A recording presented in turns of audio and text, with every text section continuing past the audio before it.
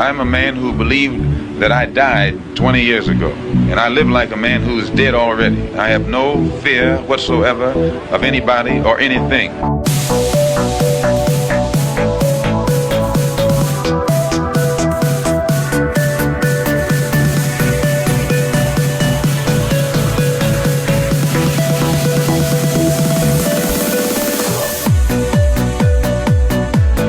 Gary Webb. I am an investigative journalist, and in 1996, I wrote a series of stories entitled Dark Alliance, which was about CIA involvement in drug trafficking.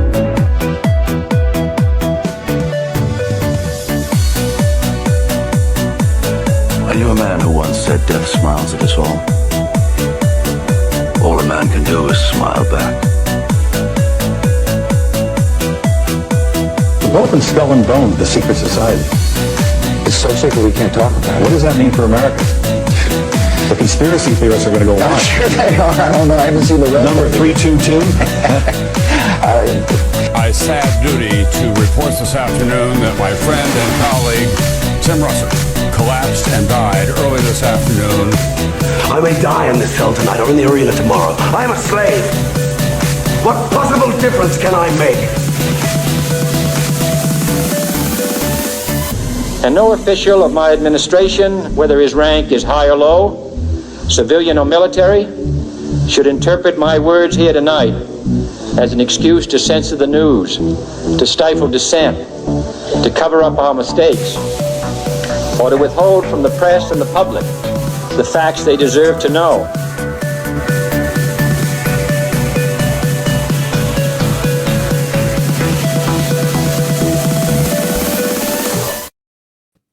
What up, everybody? Welcome to Already Dead with myself, Austin Picard of the Underclass Podcast.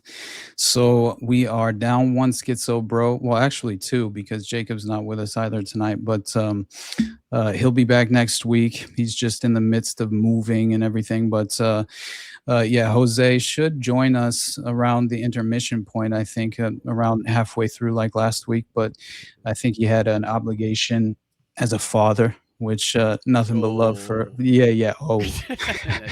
show good. up, bro. And I'm just playing.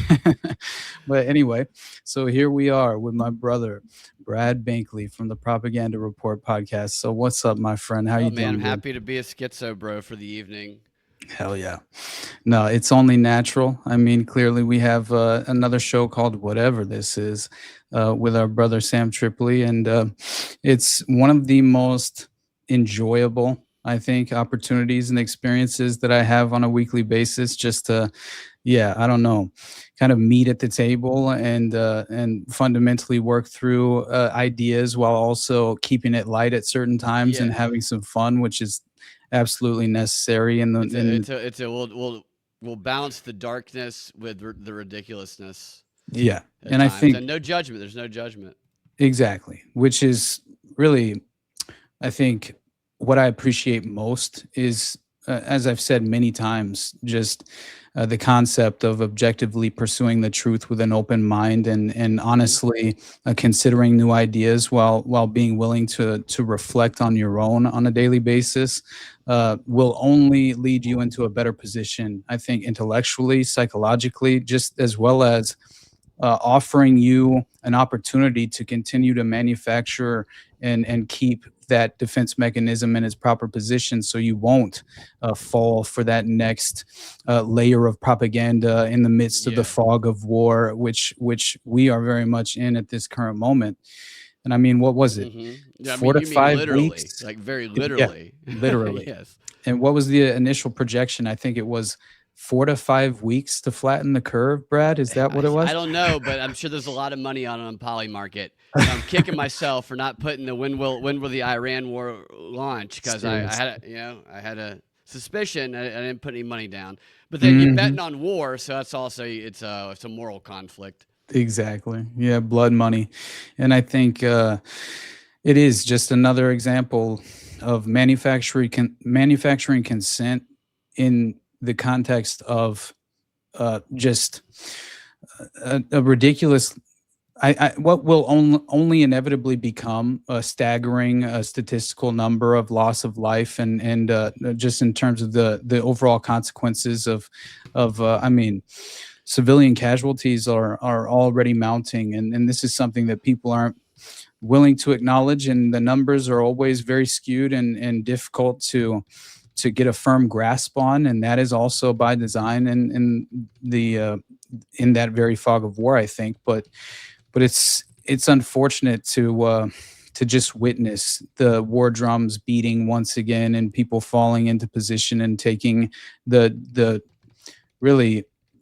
strategic and deliberate it's very much a deceptive technique that they have recycled so often that we should be able to see through it by now. Well, That's so they're what's so sad. recycling it, not to interrupt, but they're recycling it. And this is what Trump's the great rebrander of things. And that's what he does. That's what he's always done. They acknowledge and they're aware of what his appeals were when he was campaigning and what his base, some of them anyway, don't like about the previous wars. And they've kind of like hit that head on with this one. So the narrative anyway is that they didn't do a big propaganda build up beforehand to win public consent. They just, hit first, ask questions later. They did do a little bit of build up actually. So that's not exactly the truth. But like we were talking about before the show, what they seem to be doing is throwing out all these different explanations from these different people, testing public opinion. And they're confident in their ability to shift people en masse so quickly now, which they're capable of with the way everybody's connected, that they just find the talking point that sticks right. And then that'll end up being the one that they go with, and they can write the others off. And to that point also, it's not a forever war. They know that nobody wants to, it's a few weeks maybe war. Which they're already walking back, right? It's not starting a new war. Trump said it's finishing a war Biden already started. Right. Which so is they're hitting those talking points with these explanations. And they're doing a very effective job at, I think, layering them into public consciousness almost subconsciously in a way, because most people aren't engaging with the media cycle and the propagandistic nature of these political puppets in the way in which I think the vast majority of this audience and people like ourselves attempt to on a daily basis. So they are far more vulnerable, as far as just the general public. And so I see some of these narratives taking shape and very much, I would say it's a convenient position to be in when you're attempting to just confirm your own bias through this ideological lens. And that's what we consistently see, right? So as far as what are you laughing at? I saw your smile, Brad. I just saw in the comments, Finlander said we both suck. I know who that is. Hey.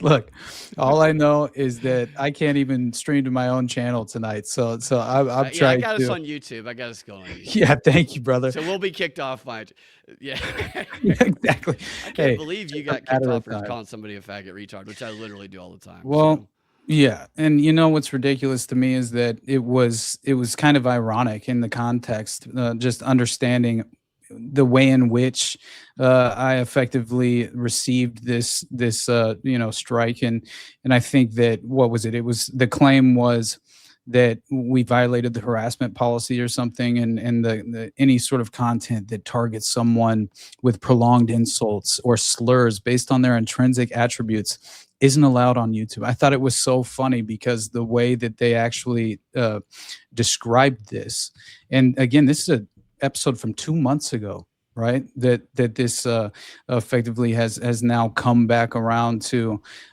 cause a problem. But understanding the context of the story and the case that we were actually presenting on the show, it was the moment in which this individual from Saskatoon, Brandon Taylor Moore, I believe was his name, was charged with, in December of last year, he was charged with inciting hatred, basically online, right? Through he was inciting hatred online through his digital footprint and his social media platform, including X, right? Which they claimed was willfully promoting anti-Semitism by condoning and denying or downplaying the Holocaust. So Well, thank God they finally got someone. Yeah, exactly. And is my mic better? Question. Somebody said my sounds mic was coming in low. I just want to make sure that the audience was hearing it again. Okay. Yeah, it sounds good to me. But yeah, I just thought, realizing that the conditions of his release, whenever he was originally arrested, and by the way, whenever they did arrest him, they originally received complaints, the Saskatoon police, and investigated those complaints. And apparently they received those very complaints from a Jewish human rights organization named B'nai Brit, which the director of this organization, his name was Richard Robertson. And so the point is that he was attempting to legitimately have this become a pretext of some kind, right? And I think that was achieved. And so what inevitably took place is that he's charged with, at least he's charged for the anti-Semitic comments he made online, which was inciting hatred, which was the original charge. But then there was an unsafe storage of a firearm charge that he also received during the arrest. So in Canada, they can effectively, obviously violate your ability to, just own a firearm in general. Apparently based on mind reading. Yeah. Mind reading intent. Dude. And even in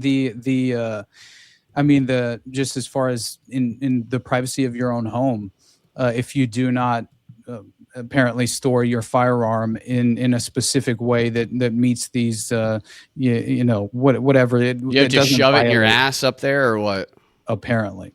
And so this is another charge that they added. So additional charge that he had to endure. And now when he goes to court in January, so I'm honestly glad that I was pushed, or at least, I don't know, kind of influenced to go back down this rabbit hole for a brief moment just to see if there was an update on the case. And it turns out this Saskatoon man was not only was he basically forced into no longer having an online footprint whatsoever, because whenever he was released, the conditions of the release included a ban on social media entirely. So not just social media, though, a ban on publishing or posting anything on the internet. Yeah. Okay. So that broadens the definition of social media. This is a model being set, it sounds like. Exactly. And so one other condition was that he stay outside a 1 block radius of any Jewish community center. And, their children. It's like, oh my God, that's so crazy. Mm-hmm. That's so crazy, dude. And it's gonna happen here possibly. Yeah, that was the whole reason why I brought it up, because I felt like this is why I have a problem with Candace, and you can't have a problem. You can't talk about Candace because they call you an anti-Semite or 7K shill, and I'm obviously neither of those. Right. I dislike what she's doing for a different reason. She clearly loves the UK more than the US if you listen to her show, which I listen to all of her shows because I'm convinced that most people who support her do not, because they only support the clips they're hearing and the overarching narrative of the exposure on Israel and the Jews, which is fine. Like I have no problem questioning the Jews, but I've even had people tell me, I understand she's using deceptive tactics, but I'm okay with it because of the overarching exposure it's getting. Well, maybe you better make sure you know the things she's doing in between, is what I told them, because the things she's doing in between are gonna ensure that none of us can ever question Bibi Netanyahu and Israel on social media again. And this is an example of it up in Canada. Exactly. And you read that document, that 200-page Macron document. It's not just the accusations of her being a man. You could take that one out. There's 8 other accusations. She's going to lose that case. She is going to lose that case, and my prediction is she'll move up to the UK. She's got tens of millions of dollars, and it doesn't matter. I don't know if she's an operative or just doesn't care. I know she's been a grifter. I've been following her grift for years, and TPUSAs. They're all grifters to me. I don't like any of them, just to be clear for your audience. I don't like any of them, and so we just have to be careful who we give power to, because we're going to usher in our own demise with what we support. Yeah, there's no doubt in my mind. And I think that was the entire purpose of even bringing this case to the show, was that we're reaching a point of no return. where these precedent-setting operations will come full circle, and this will become systematically entrenched. And you think this will only be isolated to Canada, man? Yeah, you are just, again, I feel like you're just now catching up, and you're waking up too late, and you're yet to just effectively identify the true agenda playing out here. And so the point that I was attempting to make was just, this is a very slippery slope, and in no way do I imagine a world in which this doesn't inevitably apply to the United States as a violation for the First Amendment, and this anti-Semitism becoming that very justification, which I think it has. In many cases we can point to, it seemingly is being used for that very purpose. Dude, this is why I tell people to read a lawsuit that Macron has against them, because it's a 200-page document that's filled with real conspiracies, and then some that are just so easy to make us all look ridiculous. And so it's like, oh, she questioned the COVID vaccine, and then they tie that together with stuff like unprovable stuff, like she said he was a specific person in MK Ultra, which they can these are things that can be disproven. And when you read the argument they're making, pretty confident Candace will lose that case. If I'm wrong, I'm wrong, and I will say it. If she's right about everything, I will happily say you're still a grifter and you were right this time. Is what I would say. Right.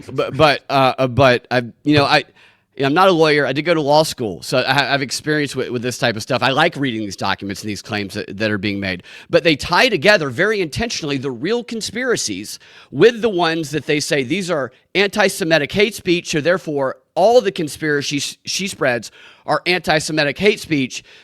So this is how everything you question the vaccine, that's anti-Semitic. And so that's where I see this going if we're not careful. Yeah, there's no doubt. And I mean, I know people personally who, I went through the threads of the tweets that this individual had allegedly made on his profile that were so horrific to the Jewish community, right? And it's basically just one of our buddies that you can pull up any any one of our friends on Twitter and see something probably worse. Right. It was kind of crazy. I mean, one was like, Jews poisoning wells isn't conspiracy theory. Neither is Jews using biological warfare. It's the truth, and I can prove both objectively, and then have a thread attached to it. But things like this, right? Absolute proof that Zionists are changing the Bible. It makes my blood boil. Check the thread. Things of that nature. In no way was he calling for violence against Jews or anything to that effect. Right. And so it just becomes this opportunistic avenue that they will very much exploit as far as just the permanent establishment. And I think what they're doing here, as far as like these new charges being brought forward, not only is he being charged with inciting public hatred online, but he is now being charged with additional, I think, 2 crimes, which was willfully promoting hatred and willfully promoting anti-Semitism by condoning, denying, or downplaying the Holocaust. So if that is specifically that's crazy too. Like, I mean, it's a crime to question history when if there's one thing that we know is true, is that history is not true. Mm-hmm. There's kernels of truth in history, but the victors write history. We know that. It doesn't mean people didn't suffer. It doesn't mean people didn't die. It doesn't mean Hitler wasn't a prick. I mean, I think Hitler was a drug addicted idiot who was controlled by people much more powerful than him. Mind-controlled male prostitute, my friend. We've had this conversation. It's just like, and not to characterize someone's entire life based on one clip, but when you see this dude at the Olympics, he's a world leader at the Olympics, and he's fucking. I mean, he's like a crackhead asking you for change at a Exxon in downtown Atlanta. It's like, this is a guy who's not in control of himself. Right.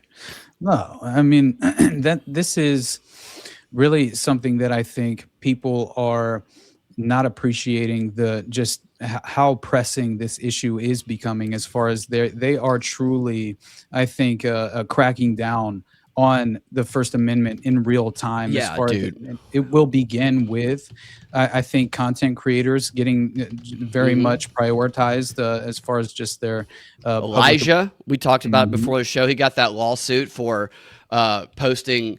It was like a picture of one of the greatest country music singers I've ever experienced in Nashville, Cash Patel's girlfriend. Not saying that she was Mossad, but it was like he was making a jokey post, and so he gets sued by her, and this is defamation by implication, which is a thing, and there's a precedent for it in Florida and New York, and any state can do it, but this is going to be a fresh precedent. That this is why I said a long time ago, I was like, look, be careful, because what I saw is Candace would say things that.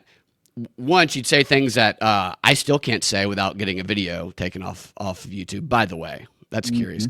Two, she'd say things that she'd very much obviously imply things that her listeners would then go and state explicitly.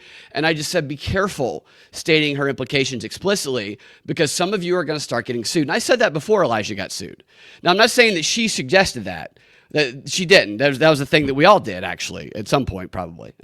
But it's the type of thing that they will go for. He's not the huge account, but he's an example of a smaller yet still prominent account that is going to be a precedent now for defamation by implication. So now you're worried about making jokes about getting taken off of social media. And what we just, as conspiracy theorists, this has always been my philosophy. They want to make us look so stupid all the time. And I am so into the crazy stuff, but I tell people, like, I think Donald Trump's very funny, and my inclination is to like him, which is why I have to criticize him and what he does harder than those who I am inclined to disagree with, like the left, because I already don't believe them. But so I need to make sure I'm super critical, because that is where I'm going to be persuaded. And so a juicy conspiracy theory that's like right on the nose, I'm like, oh, that would be crazy. I need to like really look into that before I roll with that. Right. And because they will put stuff out there. They tried to destroy us after Kennedy. They had the Cass Sunstein paper that he wrote, which he talked about literally flooding the zone with crazy conspiracies, and then painting a broad brush where every conspiracy, like maybe the COVID jab, which a lot of stuff turned out to be true, is clumped in and nobody believes it. It gets kicked offline. And so we have to be better than them, because they are trying to swing trust back to the mainstream media that people came to us, and now they're trying to make us look bad. And this was a Davos project. I think we've called it Operation Trust. But the whole Davos, there's a clip where they say, this is 2021, never before at any point in time have the elites of the world been more united in their purpose. But at the same time, never before have the publics of the world been more united in their distrust of the elites. And this is what they literally said, with Klaus Schwab sitting next to this lady. I can't remember who she was, at Davos. And she was like, if we want to control and shape our agenda of the future of the world, we have to win back their trust. And every Davos since then was about winning back trust, with 2024 being fully winning back trust. And so they started putting mainstream media people into podcasts to try and co-opt that. Go take Chris Cuomo, put him in a basement, take Alex Costa, put him in a basement, Joy Reid, put her in a basement, pretend like there's not 18 people handing her coffees behind her. and then at the same time, destroy the people those who used to trust the mainstream now trust. And I see that destruction happening in the placement of these big influencers who are saying things that none of us could ever say, with such positive assertion that even we're like, oh, come on, that's gonna give us some evidence for this. If everything is racist, nothing's racist. If everything's anti-Semitic, nothing's anti-Semitic. If everything's the Jews, nothing's the Jews. So as tempting as it may be to say everything's the Jews, even if it is, as conspiracy theorists, we got to be better than them and prove our case, or they're going to destroy us. Yeah. That is that's why I love you, dude. You bring the pain when it comes to like evidence and backing shit up. Hey, thank you, brother. I appreciate that. But it is the reason why I refer to it as the influencer industrial complex and modern mockingbird in a real sense, as far as the way I describe it is just the general public is desperately fleeing from the dying last gasp of the mainstream media, and they were prepared for this. And in many ways, they formed a structure to essentially a network that recorrals those individuals who are vulnerable minds, not yet ready to engage with the layered propaganda and deception involved with these agendas and psychological warfare operations. And they are then back on track with the permanent establishment agenda, while also becoming vulnerable within this concept of obviously hanging them out to dry within the context of a limited hangout. And I think people not understanding right, these strategic mind wars at play will never be able to properly assess it for what it is until they've overexposed themselves to the techniques, and until they are fundamentally aware of the details in regard to just as far as like examples you can point to in the past that firmly prove through evidentiary connections and layers of details legitimately prove that these agendas have and operations have been achieved in the past in a very just extraordinary extent as far as what they've been able to structure in terms of modern society and the influence subconsciously conditioning the minds of the vast majority. And that comes in the form of these these very prominent individuals and personalities that they prop up on that pedestal and provide that algorithmic spotlight, and then push them forward into public consciousness and utilize them and exploit them for that essential purpose. And that Sean Ryan being one of those glowing reference points that I always, utilize in that context. And the only reason that I bring him up is because we were talking about this privately, and I felt like it was another example of, for one, he did actually, for a brief moment, seem to have, just let's just say this was a positive reflection on him personally from the outside looking in at face value, because it did seem as if he was standing up in the face of child predators and these exploitative pedophiles that are using child care organizations in major, let's just say like the Kanakuk camps in Branson, Missouri, which I was unaware of until recently. It was actually introduced to me by the host of the Rabbit Hole podcast. She's great. I've done a few different episodes with her on Columbine, and one where we just discussed a lot of this specific just subject matter in terms of just child abuse, unfortunately. But we got a little emotional in our last episode because of just how blatant and overt the level of sinister abuse that is now publicly acknowledged, to exist and be practiced, in very frequently, just too frequent for any sort of comfort whatsoever. And it's disturbing once you understand and have been exposed to that level of abuse and how much it has been systematically entrenched. But here we have what looks to be one of these glowing podcasting spooks that was a former CIA operative and basically set up a drug trafficking network in a way with his relationship with the cartels and things. Yeah. He has a strange background if you look into him, but still, it looks as if. So he has this victim on from the Kanakuk camps, and just so people are aware of what this was. It's a global network of Christian summer camps for children between the ages of 6 to 18, basically, which was its headquarters and was originally founded in Branson, Missouri. Yeah. But yeah, the camps. How did you describe that again? It was a global network of Christian summer camps? Yes. Yeah. Which the reason that sticks out to me is when I was in college, there was something called the name will come to me in a second, but campus outreach is what it was. And they would recruit people, and then they would go in these summer camps where they taught people to be evangelicals on the beach. Now, I've never heard of anything weird going on there, but it was always very cult-like to me. It was people kind of came back different for a little while, and so that's why that struck me. And this is obviously, I think this goes far deeper than what is publicly being acknowledged, and there are we're talking thousands of cases, right, of child sex abuse, and I believe we have hundreds of examples of legal documents that have gone on the record, explaining the level of abuse that they endured, and yeah, it made me think of all of these various child care organizations that have propped up. I mean, in the context of TPUSA, it was who arranges marriages almost so obviously, by the way, not Right. to, but it's just like, yeah. No, you're absolutely right.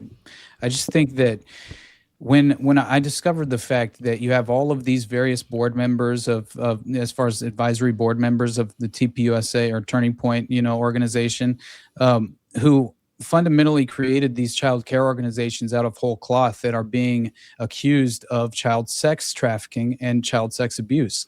And that came up right within the context of more than one members on the advisory board of the board of directors for TPUSA. So we have just a blatant example of this being a prominent avenue of opportunity for these predators. And obviously, this is nothing new. This is a long-standing agenda and systematic structure of the pedophile underworld. Yeah. And I think there's no institution essentially no institution that is outside of the influence of being infiltrated and potentially just Dude, again, like to that part of the point, problem. any institution that is built around young people, people who are minors, boys, girls, whatever it is, or shoe salesmen also, when it comes to anything where you're touching people's, the priority needs to be vetting who you let into those things. If I mean, what has history taught us? Let's make sure the vetting process for priest is way up there. If you have a child organization, you need to go through the gauntlet of vetting in order to be able to be welcomed in to work with people who are vulnerable. For sure. And that should be paramount, in any time you're dealing with the most vulnerable among us, which is a child with no protection. And and also, man, just the suggestible nature of a child. It's so devastating to even imagine the mindset of the predator, but anyway, what they rely on that actually. Yeah. Is most people are just trying to survive, and we live in this society where we have these rules and these morals of what's right and wrong. And then these people who are in power pretend to operate by the same rules, knowing that it's difficult for the average person to believe that someone could do such awful things because they would never do it. And if the person is a good enough actor, it's like, oh, they would never believe it either. And so they can operate outside of those lines of society that we all operate within. Yeah, exactly. And with this Fuck case, all those faggots, dude. Those faggot retards. Thank you, Brad. Yeah, I think that we have to I personally, the level that it emotionally disturbs me, not that matters, and I hate the fact that I bring it up so often because it seems selfish of me to do this, considering the level of abuse that the victims have endured and not being able to even conceptualize that experience. It's still just so difficult for me to comprehend and conceptualize on my own, and to internalize. Yeah, and my God, when I looked into this, for a brief moment, man, I broke down for a second. It emotionally disturbed me. And I realized yet again, we're witnessing a pure example of what the Dutroux affair represents, of what the Finders and Franklin and Presidio and the West Point. It's just it's something that people need to, and Epstein, for God's sake. I mean, at this point, right? How in God's name can you watch? Look, you're a loser unless you're on his list, dude. Yeah. Look, all that I know is that how in God's name can you watch that repugnant display of Hillary and Bill Clinton giving their depositions in the House Oversight Committee's investigation, Provably lying, and just straight up, you have the reaction at face value of Hillary Clinton alone being asked about Pizzagate and Frazzledrip. Yes, Hillary was so excited to be able to get in and fight with somebody. That's what was obvious about that. There's a comment up here that says, "Because no one cares," from Swedish Doom Goblin. Look, I think people care, and I think, like you're saying, Austin, I think people just it's hard for even us to comprehend. Yeah. Like I intellectually understood con artists and manipulation and propaganda because I'd studied it for a long time, even up until then. But when I met a true con artist who that's how they had lived since they were a kid, and I saw just that, because you want to give people the benefit of doubt, because they're good at appealing and they're good at being likable. But when you truly see that and experience it firsthand, it for me it changed my life. And it's a weird thing to say. Everybody should experience a real con artist on the ground personally firsthand. I don't know how to go embed yourself with them. Mm-hmm. Like this book, The Big Con, the writer, the guy who created the lexicon for the names of different cons, he embedded himself with it, and they would go to travel around the country. This is back in the 1800s, and they would target a wealthy man. They'd send someone out to go be the handler of them. This is the mark, and they would take over the whole town, and they get the cops and the politicians in the town involved, and they would take over just a space that was empty, and they'd turn it into a fake horse racing place. And when the rich person got there, it looked like a happening thing. Like, yeah, you're going to win a whole bunch of money. And he thought everybody there was literally, even the cops and the politicians were literally conning this person. Wow. But not so much so that they realized it. Just enough to where they think they just had they thought they almost won, but then they lost because they're going to pass that mark off to the next person, to the next roving con band. And I think about that, and I just kind of apply that mentality based on my personal experiences with someone who was actually kind of like that. To politicians who are even better at that. And it's not that no one cares when it comes to what you're saying, because the comment was no one cares about all the dirty stuff going. No, I think people do care. I think people just have a hard time believing it, and compartmentalization is easy. The answer, and this is a difficult answer, but I think it's actually, while it's easier to propagandize, it's also easier to wake people up. Coming out of Plato's cave is a painful thing, but the more we can start from, not black pill, but like I was saying earlier, start from, even if somebody comes on the scene, you're like, oh my God, I love this person, they're speaking in my heart. I need to assume they're conning me until they prove to me otherwise. Right. Now, leaving the door open for that possibility for them to win the trust, but it's the giving of the trust immediately because they say the words that we like, and they have the attitude that we like. And it's like, we need to recognize that those are I harp on this. Those are the ones, this is what Edward Bernays talked about. Those are the ones who are going to manipulate us the most, not the ones we already disagree with. Although I will say this, if you want to get somebody to not believe something that's true, put it in the mouth of someone that they disbelieve everything they say. So it's like, this thing where it's like, if this side says it, I disbelieve. Okay, I'll use an example. If Zionists at TPUSA say it, I disbelieve it, it must be false. If Candace says it must be true, vice versa on the other side. That's never true ever on either side. Even people we dislike say true things, and even people we like say things that aren't true. And this is true even if their intentions are good. Yeah. Now, so it's like the base of it. People with good intentions get things wrong. So the best way to protect ourselves is to judge things not by the mouths they come out of, but by the content themselves as best we can, and assume, not based on our emotion, but based on our Spock-like intellect, that we're being conned until we're proven otherwise. They need to overcome a long history of being con artists to us. We need to be the hardest pussy to get that's ever existed. And that's the protection. That's how we protect ourselves. Yeah.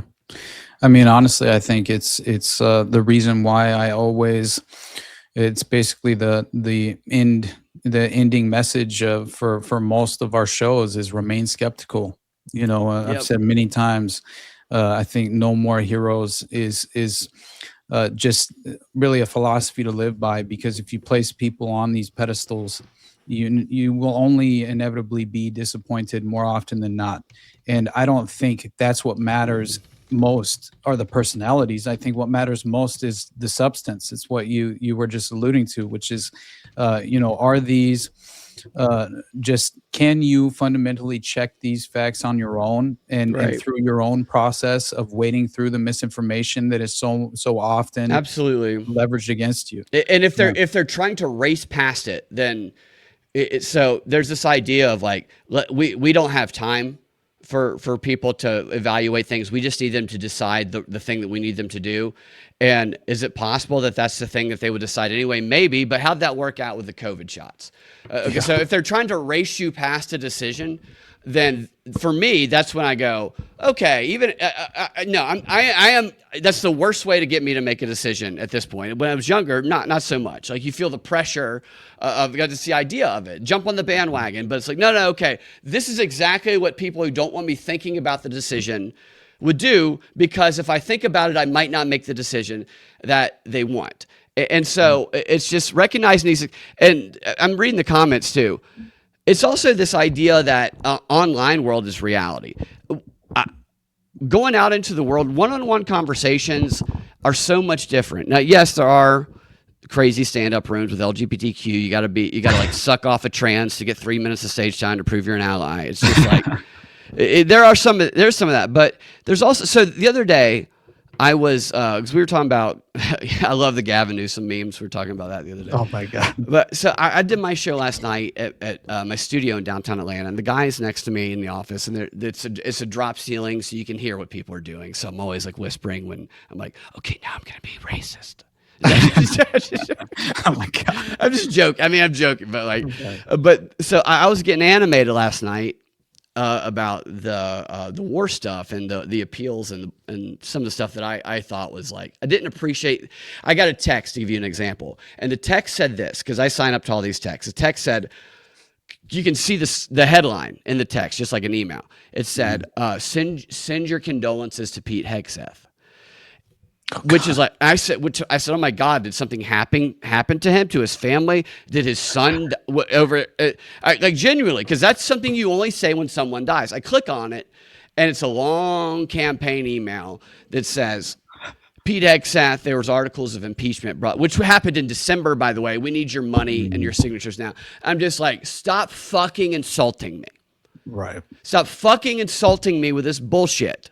Okay, so like if you want to be honest with me, then maybe make an argument. But this fucking bullshit it makes you, it's insulting. And so they heard me saying that, and they like when they saw me leave, and it's all these black guys, and I asked them, like we started talking about Newsom, and despite what the Atlanta mayor would say, you don't need to tell us how to respond. Who went to Georgia Tech, by the way?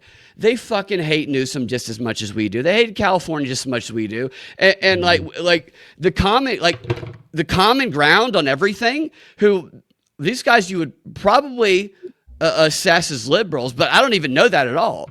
They would probably assess me as a Republican. We agreed on almost everything, but if the online sphere, if we'd have communicated that way, we probably would have ended up in two separate opposing factions. Yep. And I'm just like, I was like, dude, this is why I like going to places like this, because I find so often that people agree on more things than they disagree on. Yeah. No, that's absolutely true. And that's another thing that I've realized as well, just being able to kind of package information in the right way that's more palatable to, let's just say both sides of the political ideological spectrum that most people align with and, fundamentally embrace in certain ways. And I think that's where, like the Pete Hegseth, though, I thought it was so funny. because you have Trump basically coming out and saying the day after Operation Epic Fury Fuck was butt given or the whatever it green- was. Yeah, Yeah. Operation Epstein's Fury or whatever. The hell. Yeah. Well, you have basically Trump saying that boots on the ground in Iran will probably not be necessary. But now, obviously, special forces are on the ground in Iran, and it seems like everyone is alluding to boots on the ground being the next stage of this conflict. And you have Hegseth immediately coming out the very same day that Trump said that, and he claims he doesn't rule out U.S. boots on the ground in Iran. And I don't rule it out. I don't know what I do. I don't know how long I'm going to be. I don't know. I'm not going to be like these other guys who are just like, they pussy cake around. They get the yips. He said, get the yips is what he said. I don't get the yips about this. I'm just like, but that's what Trump does, you know? And it's just like, it's this presentation of it that we're going to present it as different, even though the underlying thing is kind of the exact same fucking thing that everybody predicted for the most part. Sorry to interrupt. No, you're good. I mean, you're 100% right. I think the fact that we named so many episodes, war with Iran, Iranian regime change, Iranian propaganda or protest propaganda, like so many different episodes were dedicated to specifically pushing back with this just clear and obvious war propaganda of just marching us into the next conflict. And just seeing that Hegseth, I saw this go somewhat viral the exact same day that he made that statement about boots on the ground.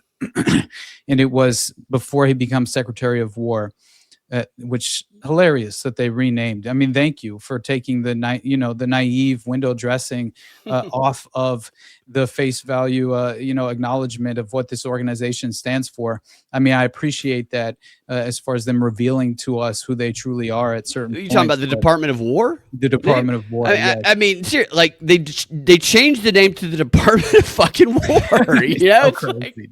I know. And again, man, like what was Hegseth saying in November 7th, 2024, right? He's saying, I've been a recovering neocon for 6 years now. The foolishness with which we ricocheted around the world, intervening, thinking it was in our best interests, when really we just overturned the table and created something worse.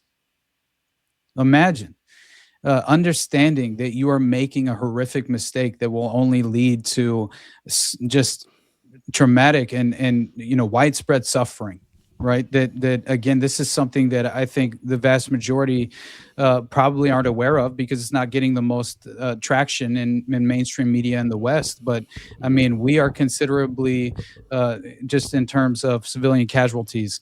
I mean, we're talking significant numbers are already beginning to at least be reported. Now, during the operation, if you remember, whether it's one or whether it's 1,000, yeah, it's the same to the families of those who die. Exactly. And the question that I always have is, I joining the military. There's a lot of value in the discipline and the strength and what you can gain, but the possibility of going somewhere and dying has someone been compelled to do that based on something that is the truth or something that isn't?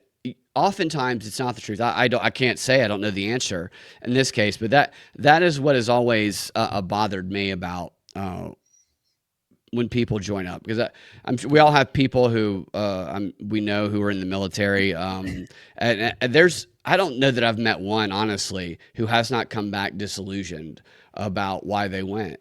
And that doesn't mean it's true for everyone, but it's just so often true from my experiences personally and from others I've talked to that they thought they were going to do one thing. They got over there and it was a lie. Yeah. And they ended up spending the rest of their lives I'm thinking about my uncle specifically, waking up screaming in the middle of the night.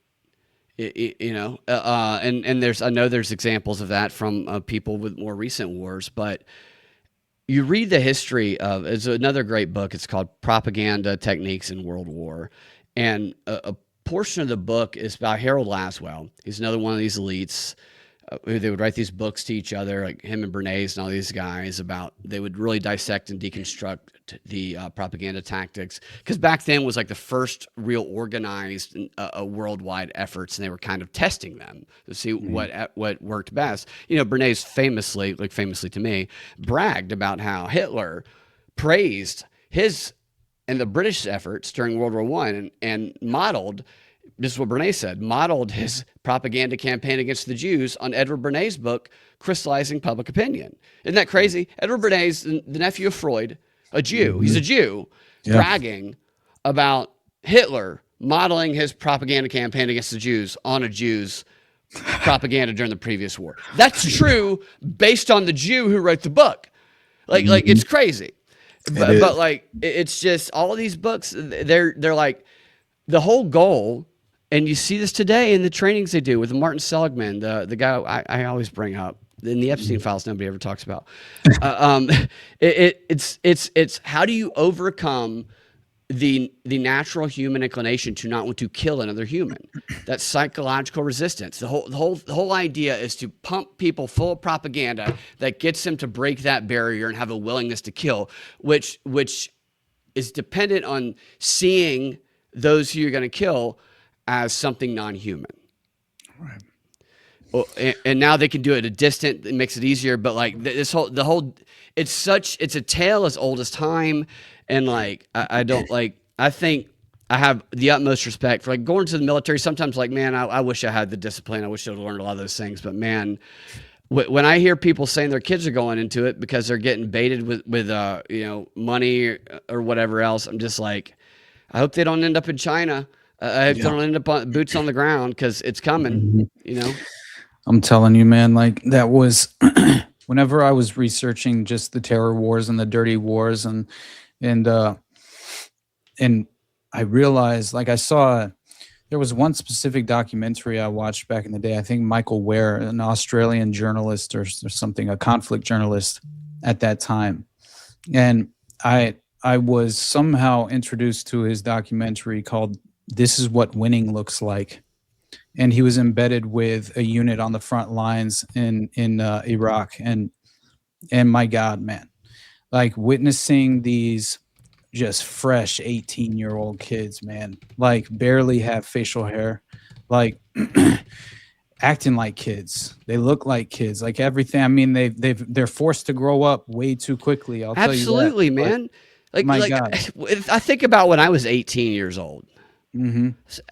Yeah, I'm an idiot now, but back then you're so naive, you're so energetic, you're so you're so gullible, like you're so innocent in so many ways, and to the world, and not even to say the brain develops fully at 25, whatever, but just like 18-year-old me, I just think about, man, dude. I could fall in love with a girl that looked at me the right way when I was 18 years old. You know what I mean? Yeah, it's like, and that's why they want the youth to go, because it's easier to get them in, and they have the passions, and they haven't lived the life that raises the questions.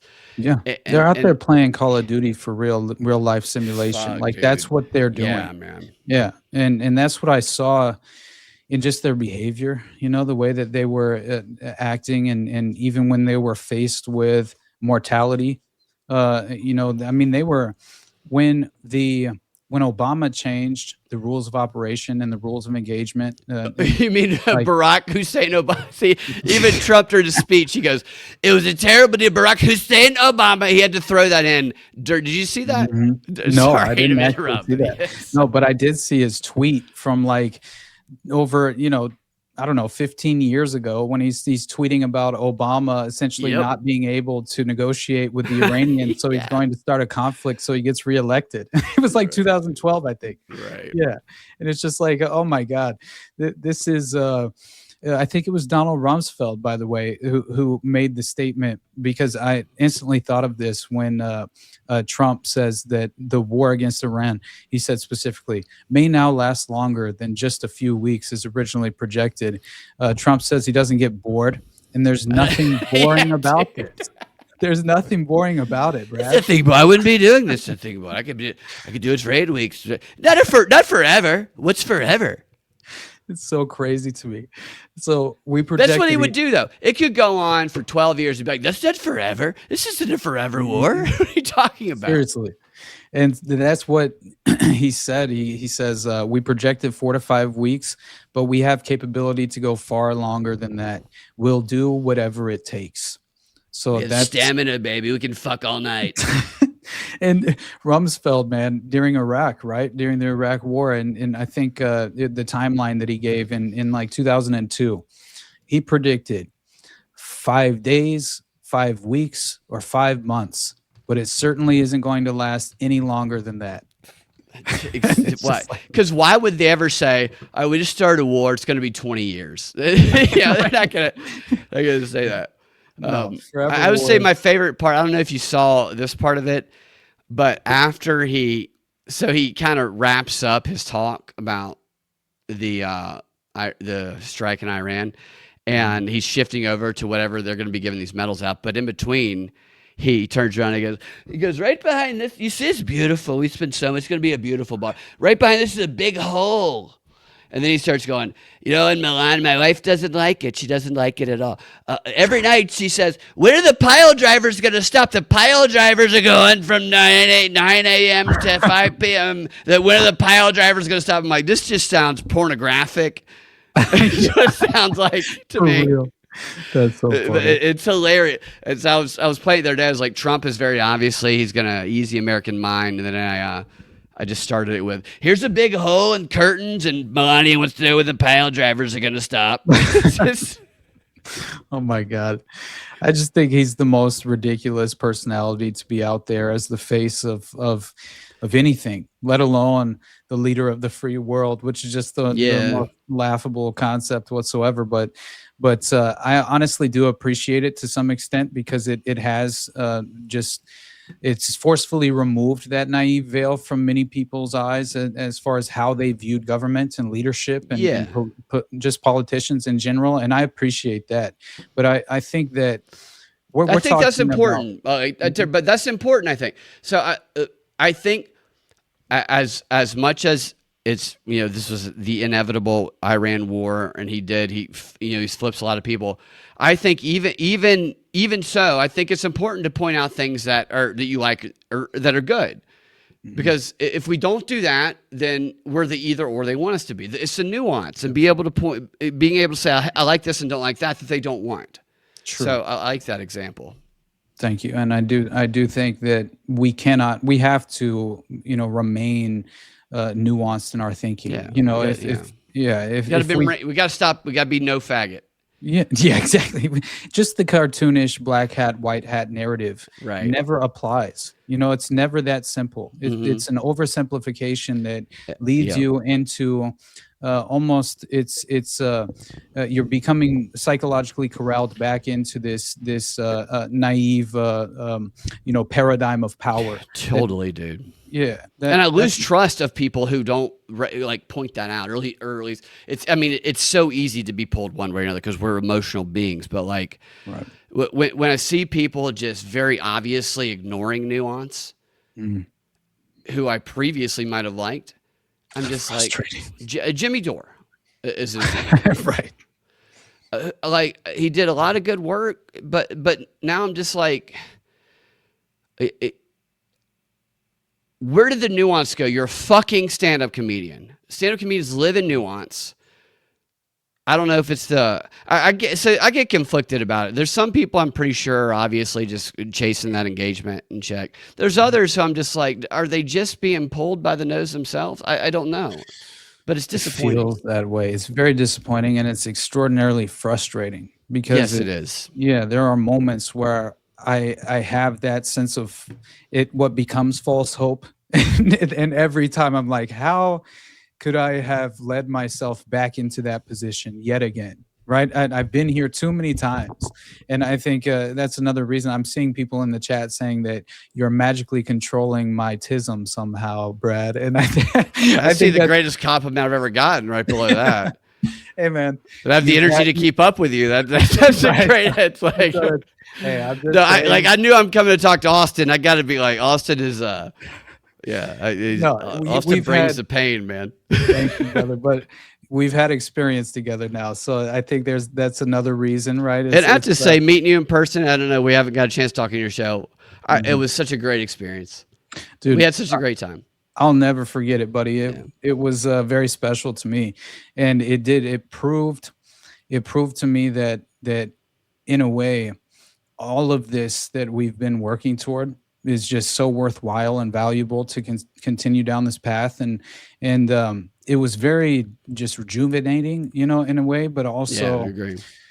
Yeah, it also just kind of, it was something that really helped me in the process of realizing that, for one, I'm not alone.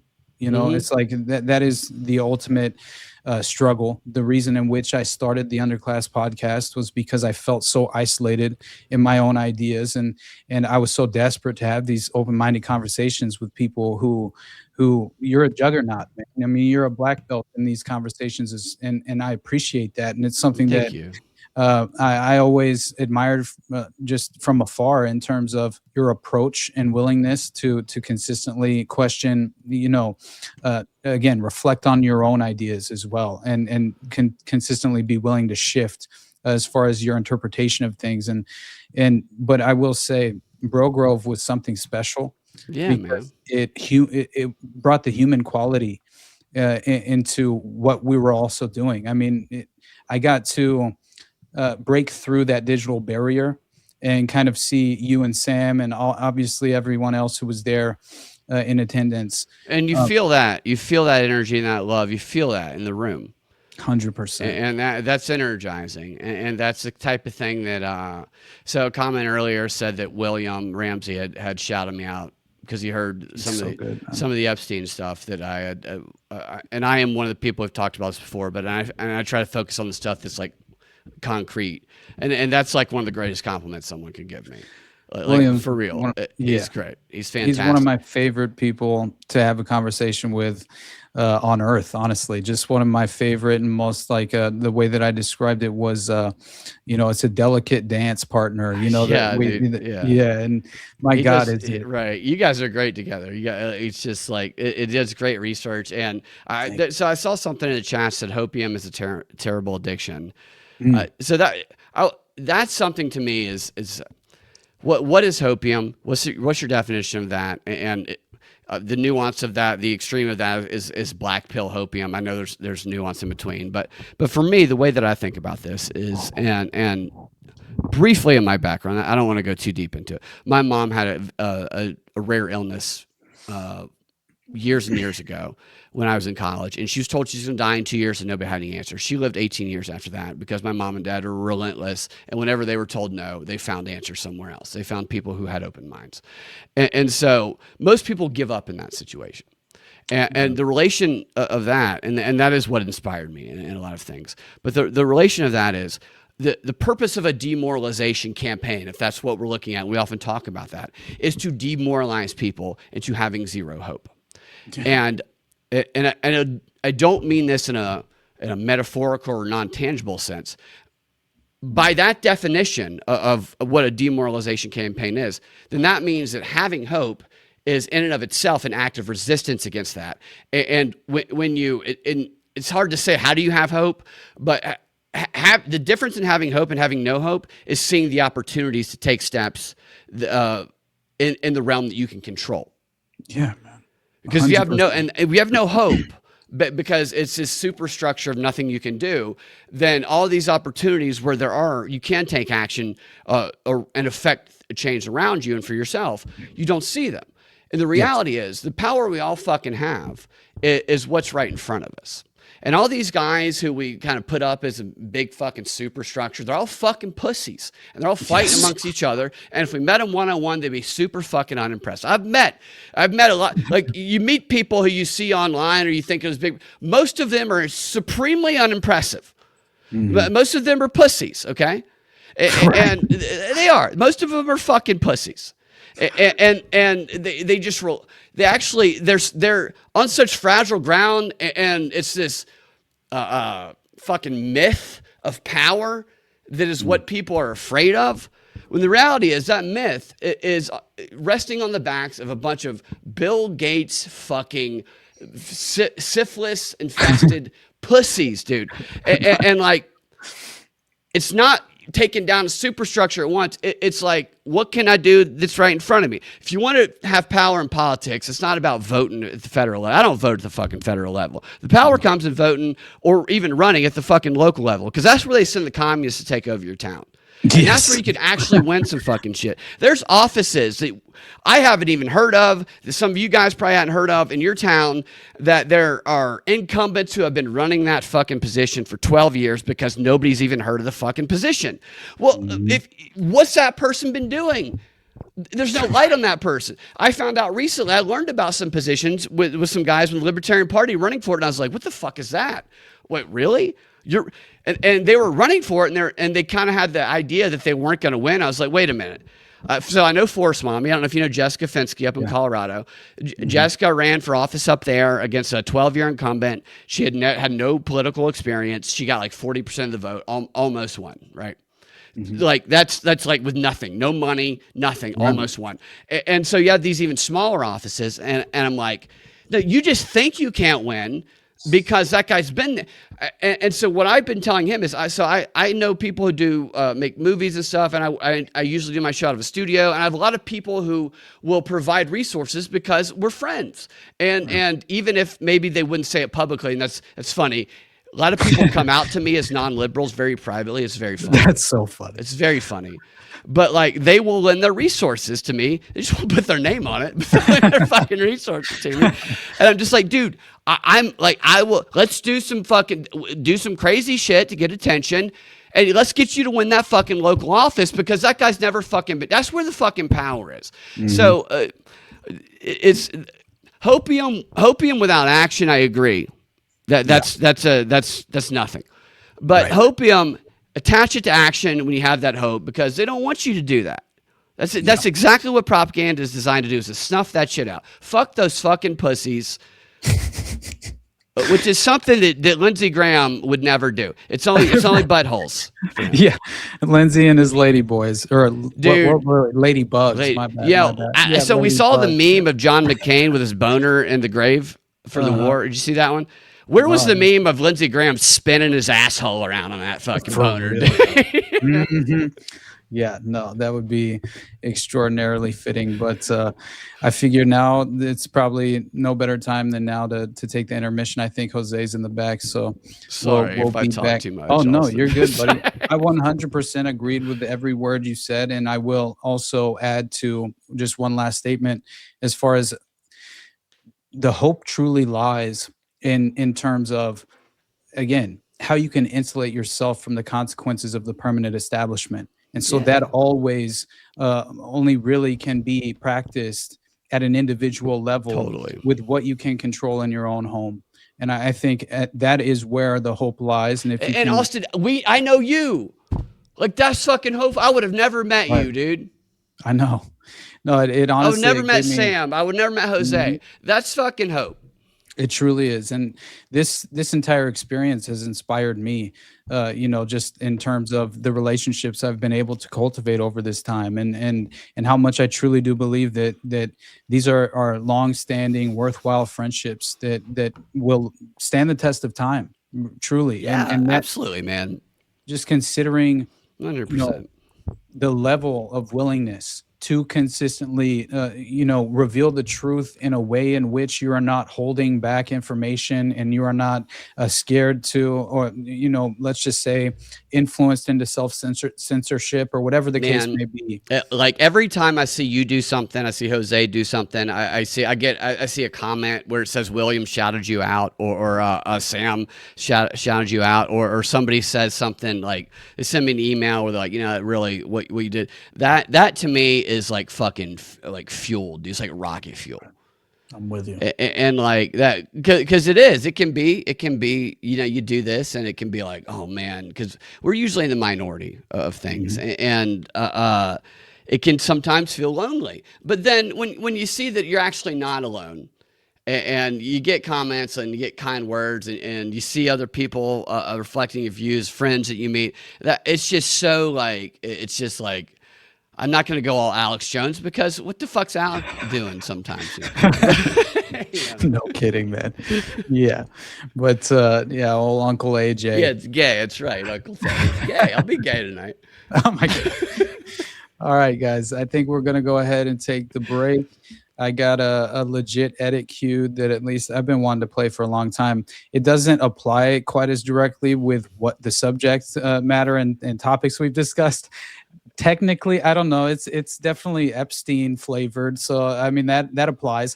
But at the same time, we definitely haven't spoken on Mohammed bin Salman over the course of this episode. But pay attention, because the connections that are illustrated through this edit are fascinating and worthwhile in understanding. And it's something that I think far too few people are aware of, the level of influence with this strange network that's international and is staging a global conflict as we speak.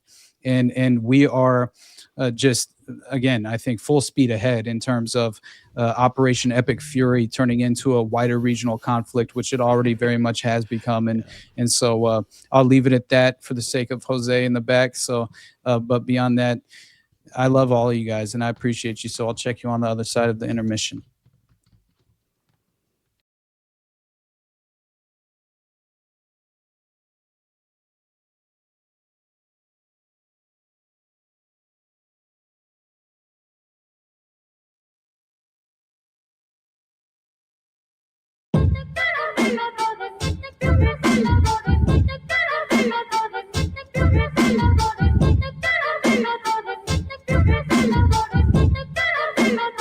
And I want to thank you because you've agreed to invest $600 billion in the United States.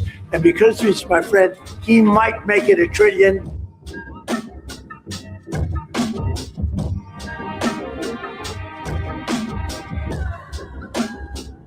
The son-in-law of Donald Trump, Jared Kushner, set up an investment firm by the name of Affinity Partners. He described it as a Gulf investment in Israel. Where did the money come from? $2 billion from the Saudi government and millions more from other governments like the UAE and Qatar. Kushner, against protocol, has been using the messaging app WhatsApp to communicate with foreign leaders across the Middle East, and particularly Mohammed bin Salman. We turn now to the disappearance raising alarms around the world. A Saudi journalist, a Washington Post contributor, Jamal Khashoggi. He was last seen walking into that Saudi consulate in Istanbul in 2018. Saudi Arabia's crown prince told Bloomberg he has no idea what happened to Khashoggi.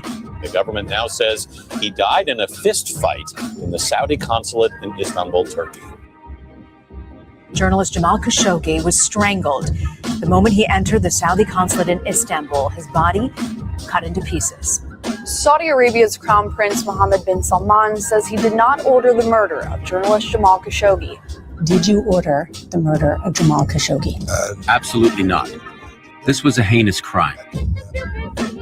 Jared Kushner, in the days after the murder of Jamal Khashoggi, was still communicating with Mohammed bin Salman, the Crown Prince of Saudi Arabia, and advising him how to get through this crisis.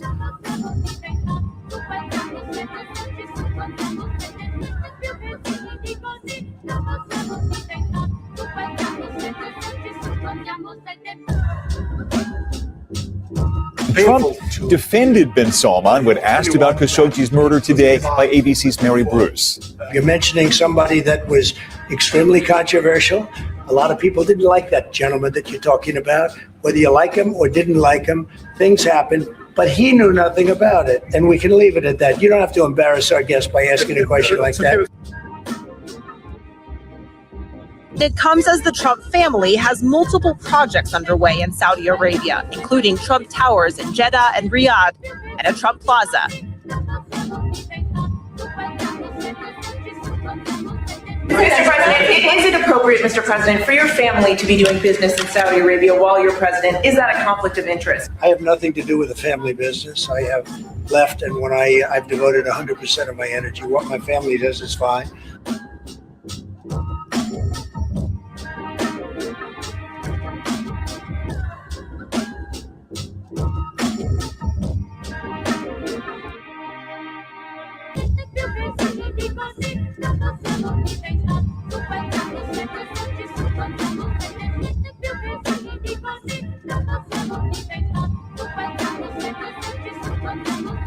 New analysis suggests that Saudi Crown Prince Mohammed bin Salman hacked the phone of Jeff Bezos in 2018 with a WhatsApp message that contained code and breached the billionaire's phone. The Saudi government had access to Bezos' phone and gained private information. Now, this all stems from leaked photos and texts revealing Bezos' extramarital affair with Lauren Sanchez. Bezos has long claimed that the Saudis leaked those images as revenge against the Washington Post for its support of the journalist Jamal Khashoggi, who was murdered in 2018 by Saudi agents.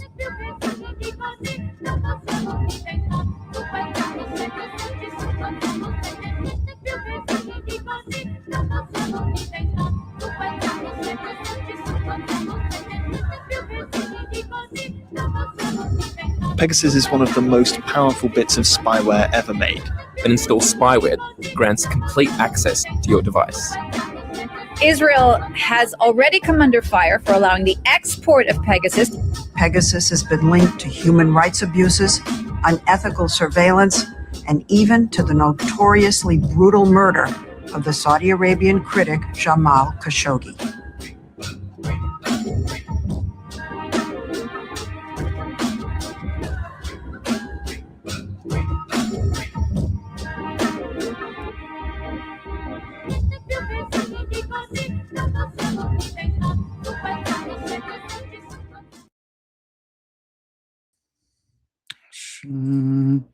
Where's the homie at? There he is. What's up, dude? Let me move this around. I don't know how that got screwed up for the edit. I still don't know how to put that full screen, so I did my best. Yeah, I don't know. I tried to do it on my end, but I think I might be limited on what I can do to your stuff. So that's why I got a little bit of some of that was my fault. Some of that was my fault, but it's kind of interesting. Look at Jeff Bezos. What a wild thing to think that you can hide an affair when you're one of the richest men in the world.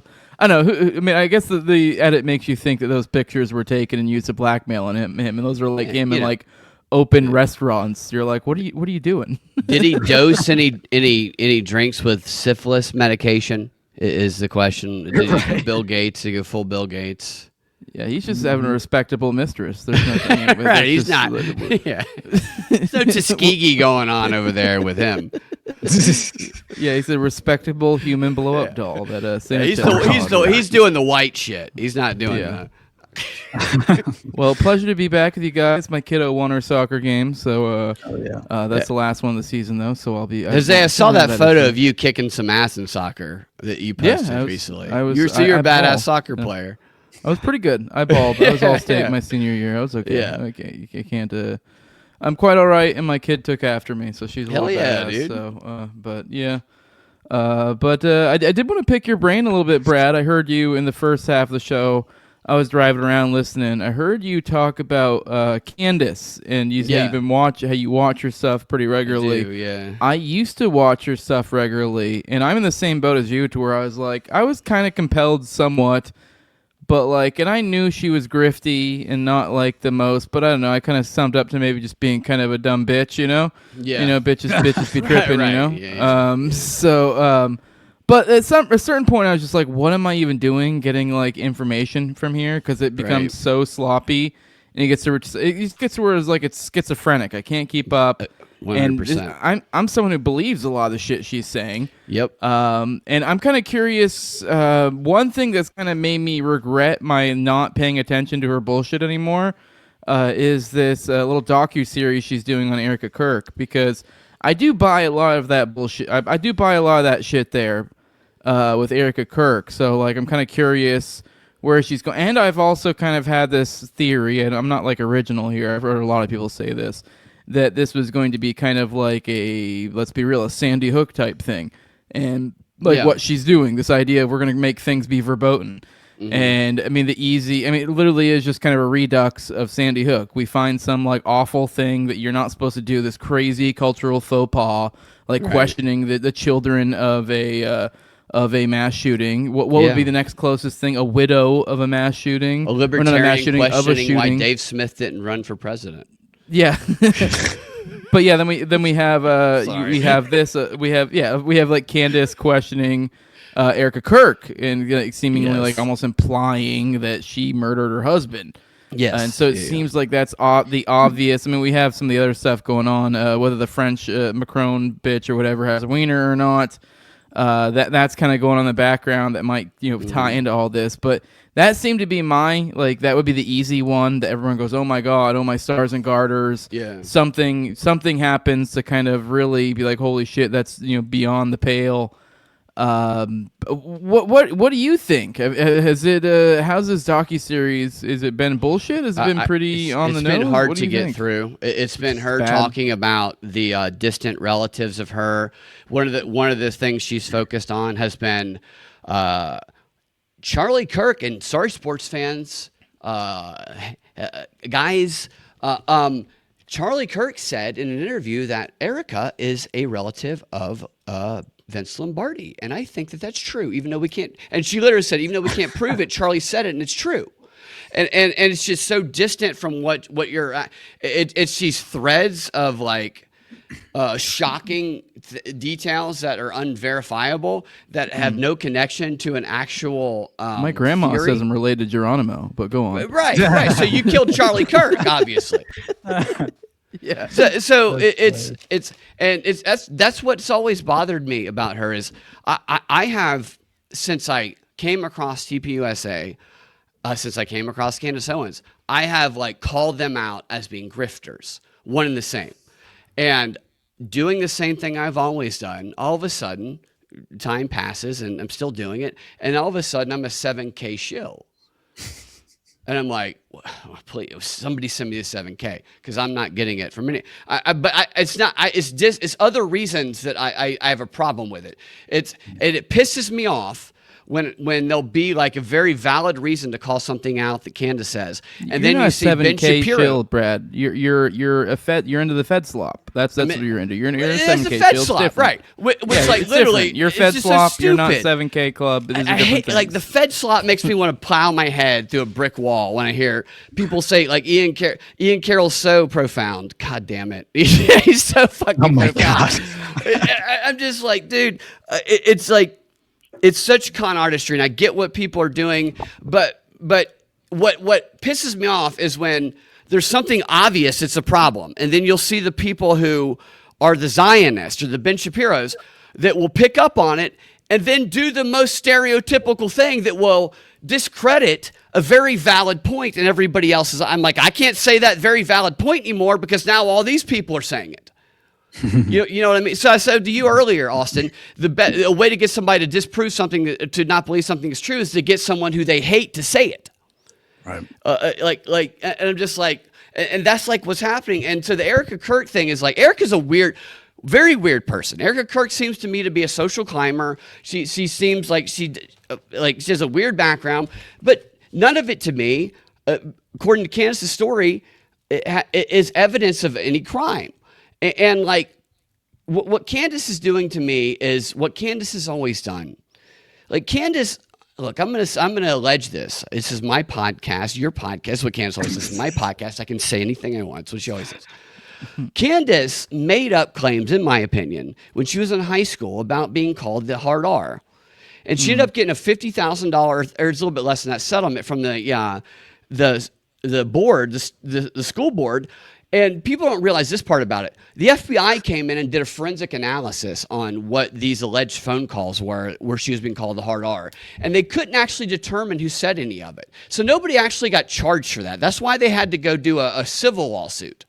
And what it reads to me, I can't prove this, but based on my experiences, it reads to me like something that was made up. Based on a grievance is what it reads to me.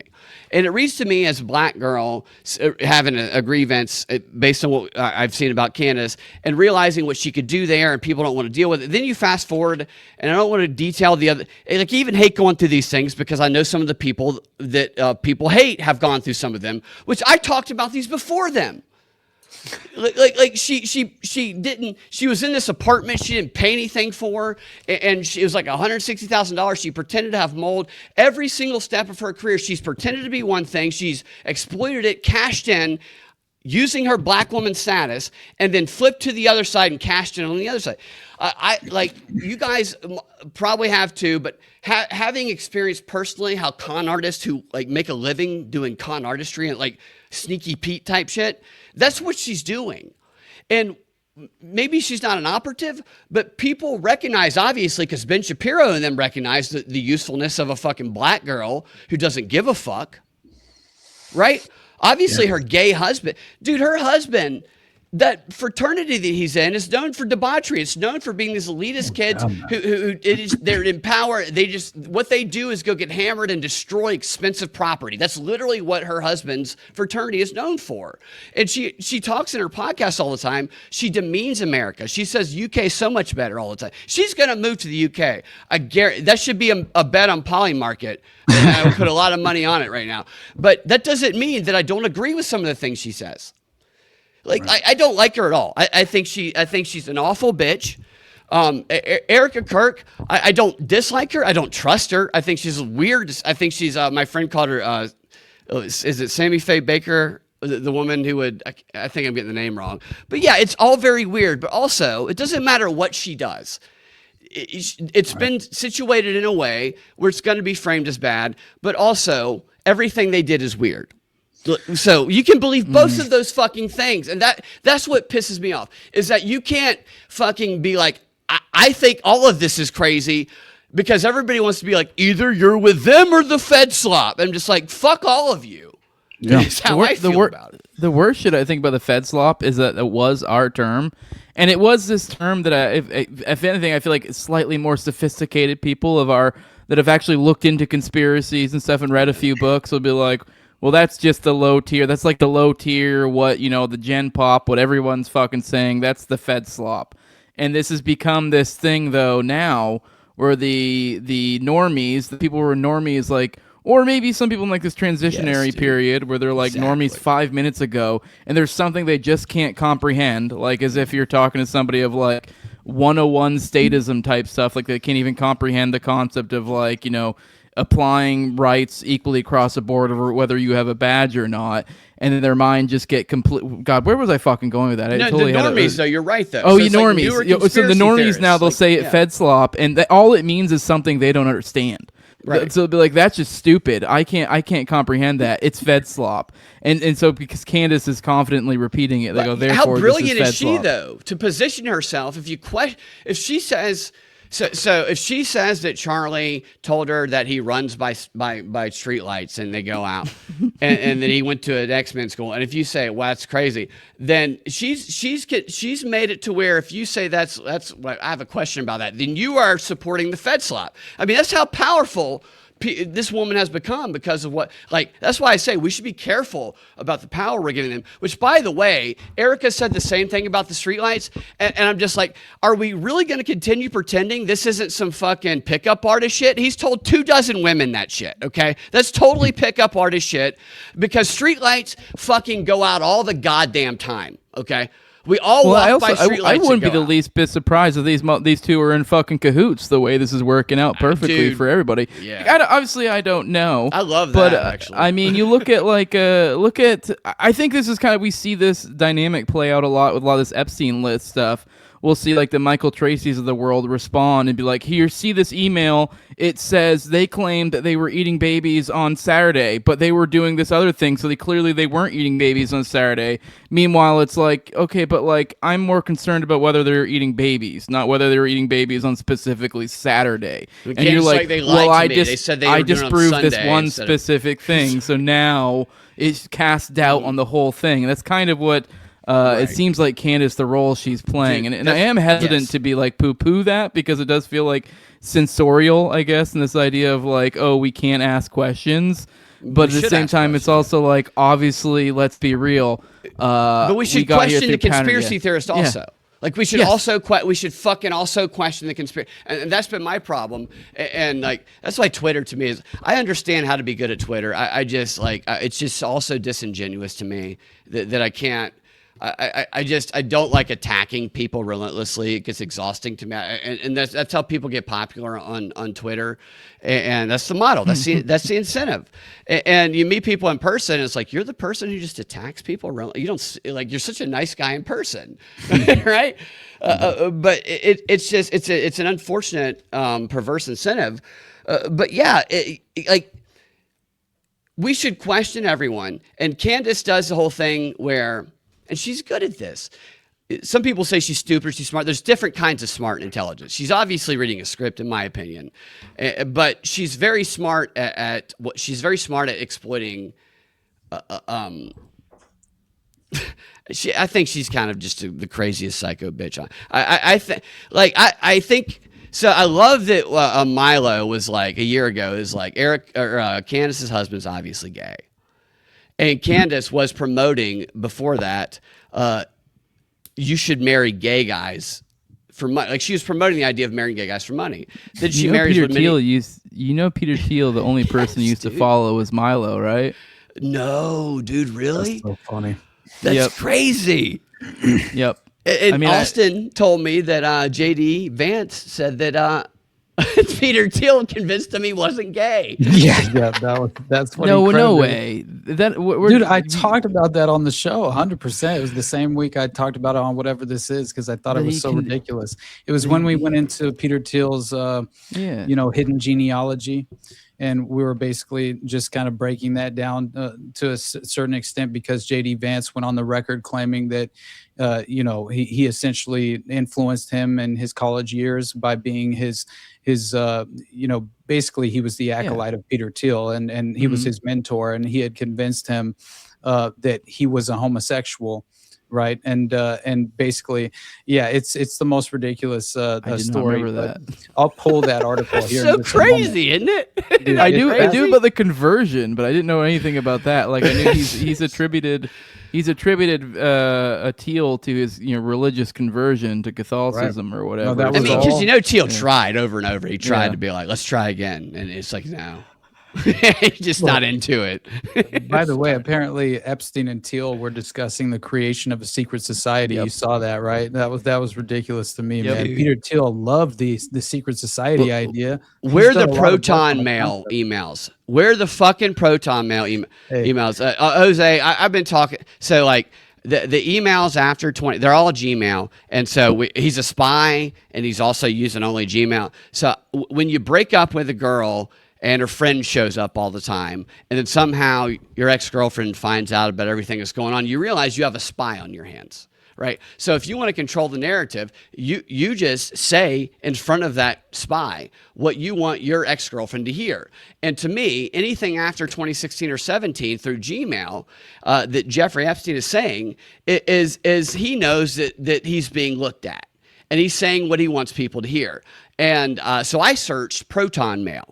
In the files, and there were a number of messages. One of them from I told you and Sam Austin. It was the David Stern, the commissioner of the NBA at the time, saying proton mail for privacy, proton mail for privacy, signal for privacy. How about those messages? Let's see those fucking messages. Yeah, that would be nice, but I have a feeling that. Well, by the way, the DOJ website went down, right? And people, that was a huge problem. The search thing broke for a while. Yeah, that was what. Yeah, and I just think that the fact that they withheld, so many documents and so much evidence, and in terms of what we only got 2% of the files they allegedly have in their. But that's because FBI got hacked back on the Super Bowl, so don't worry about it. And what they claimed that I think it was the Epstein files were. Hold on, I actually have it here because I thought it was interesting that basically you had this sort of Epstein leak on 4chan. Isn't that what they claimed that it was? But honestly, it was basically a. Hold on, let me find it. Because by the way, reaching young people. Sorry to interrupt, but you're right, Jose. Candace is reaching younger new conspiracy theorists because I've met some people who are right in line with that. I was going to say something. I totally forgot what I was going to say. Sorry, I interrupted, but yeah. Found it. You're good. Dark web Epstein files leak. This is a rumor that spread before Trump's State of the Union, which I found to be interesting as far as the timing. And so as a post from accounts like IT Dude Fella claimed the files had surfaced online, timed suspiciously close to Trump's Tuesday night speech, fueling speculation about elite names and prosecutions. No evidence emerged, no links, screenshots, or verified dumps, despite searches across forums and news sites turning up empty. The buzz built on recent official DOJ releases under the 2025, blah, blah. And the point being that Trump over 1,000 times, but the claim was that this all surfaced on essentially 4chan as a dark web Epstein files leak. So they got the additional files through a leak is what they claimed, and it was a hack.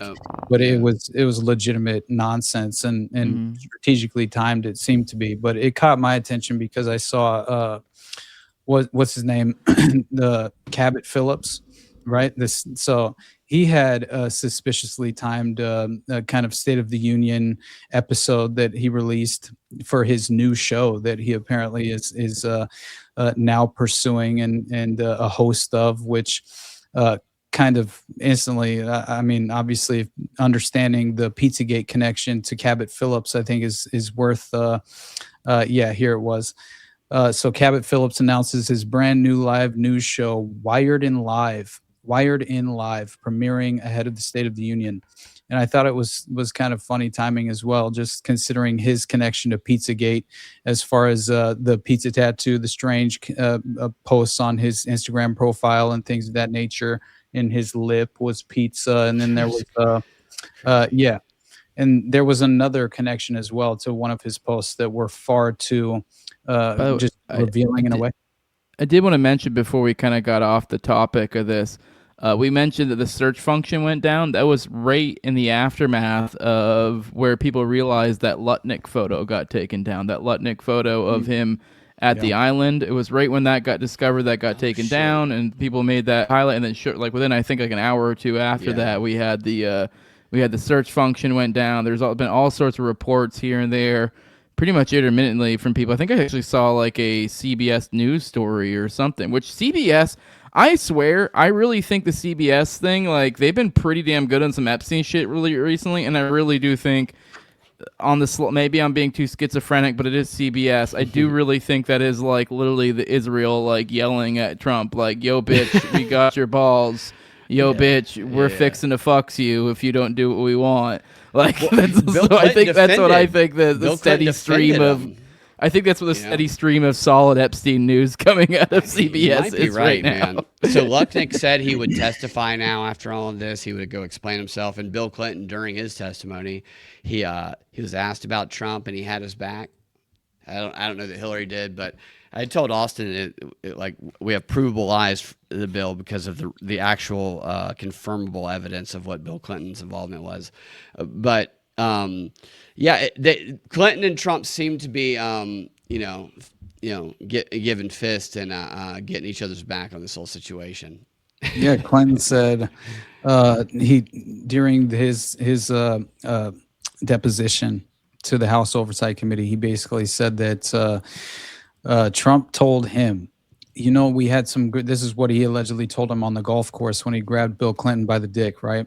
He said, Clinton says, Trump said, we had some great times together over the years, he and Epstein, but we fell out all because of a real estate deal. I'm sorry it happened. He quoted the news article. It's just Bill Clinton quoted the fucking news article and said that Trump told him that. It's just so what? Funny to me. And his defense for the picture of him in the hot tub, Bill Clinton, I thought was too funny, man. I thought that chilling was in Brunei with his homie. Yeah. I never knew the photo was taken. This was taken in Brunei. I don't know who that is. He was asked about Jean-Luc Brunel. So there's a series of questions. It was did you ever have a conversation with these people about Epstein or Maxwell? And it was a list of people. And Jean-Luc Brunel, and he goes, no, I don't think. And that's the only one he said, I don't think to. Bill Clinton says he did nothing wrong. He's completely innocent. and also that we should just move on. So he's kind of carrying the pail for the same sentiment as the Trump administration. Man. It's time to move on, and I see no difference in I mean, Hillary Clinton, she basically lost her mind, her composure in a way when she's asked about Pizzagate and Frazzledrip to be relevant for a minute. I think she really. I mean, when she claims under oath that she never even remembers meeting Jeffrey Epstein, I just think it's hilarious. And then obviously she holds a press conference directly after this, declaring herself as the victim. Is basically what happened. And it's just like Lex Wexner, who should be standing in solidarity with the victims. I Staring think at Pam Bondi. There definitely is a circus component to all of that. And then once again, not to get too schizophrenic, it obviously, both people have incentives to do it, whether they're in cahoots or not. But really, to that point, I mean, the whole thing she was upset about was that Lauren Boebert fucking posted out a photo of her, before and kind of sent it to Benny Johnson with this sort of like, I don't know, she looks so not happy right now type thing, and clearly framing the situation. And it was kind of a weird, far be it for me to come to the aid of Hillary Clinton and Bill Clinton, but they actually, whenever they did finally agree to get deposed or whatever, because they initially were, kind of actually in contempt of Congress, they wanted to do it publicly. Probably for PR reasons, for like, just for appearances. And then the committee decide, fuck that, we're going to do behind the scenes, but with that comes the rules. You can't do shit like that. And then, of course, they do shit like that, and of course, they get upset, which is trying to control the frame. But then I would assume probably in response to that, that's probably what got the videos dropped so quickly, because it was within probably 24, 48 hours. But either way, it kind of turns it into this stupid fucking low-tier bipartisan circus nonsense. But I saw so much of the tired talking points from Republicans about like, oh, they're going to answer for their crown, the Hillary Clinton, kind of leaning hardcore in the old Bill Clinton talking points, which there's something to that. But it's like, especially with Hillary, I don't know what we really expect to get out of her. Bill makes sense, but I don't really know what we expect to get out of Hill Dog. Like, it's not like she was going to admit anything, but like Bill's something. He's in, and I agree with you. They should have been made public, and they did release the video of them talking, which I shared a clip with you, Austin. I don't know if you don't have to play it now, but it's of Bill Clinton being asked about. I think it's of him being asked about. By the way, we got Krabs joining us. This is a perk you guys get as a patron in the second half of the show. If you support either me or Austin, so. He's going to hang out with us. We'll bring in another patron in a minute. So we can ask a few questions. Bill. Hang out. What's up? I will say Bill is charming. Even in his 80s, he's charming. He's been pretty charming. I'm not going to lie. No, yeah. When did you first learn of Jeffrey Epstein's crimes? I think in 2008 when he was prosecuted. Okay, so 2008 when he was prosecuted. Now let me share another document with you. I'll share this one. I'll add it back. Sorry. Here, I'll put this one out there. So this is a plea letter written by Alan Dershowitz in 2007 that uses Bill Clinton as a character witness on multiple occasions. So this whole letter is a 27-page letter, and the whole thing is like, you need to make a plea deal, and it says Epstein was with the Council on Foreign Relations, he was with the Trilateral Commission, and this is why you need to give him a deal. And in that, he talks about all the things he did for all these organizations. Then he talks about the article about former President Clinton, and this is the thing that people seen about the Clinton Global Initiative, and he quotes Bill Clinton in this thing. So Bill Clinton's name is mentioned 3 times in this, and then there's only 4 other people whose names are specifically mentioned in what is a reference letter to get him the plea deal.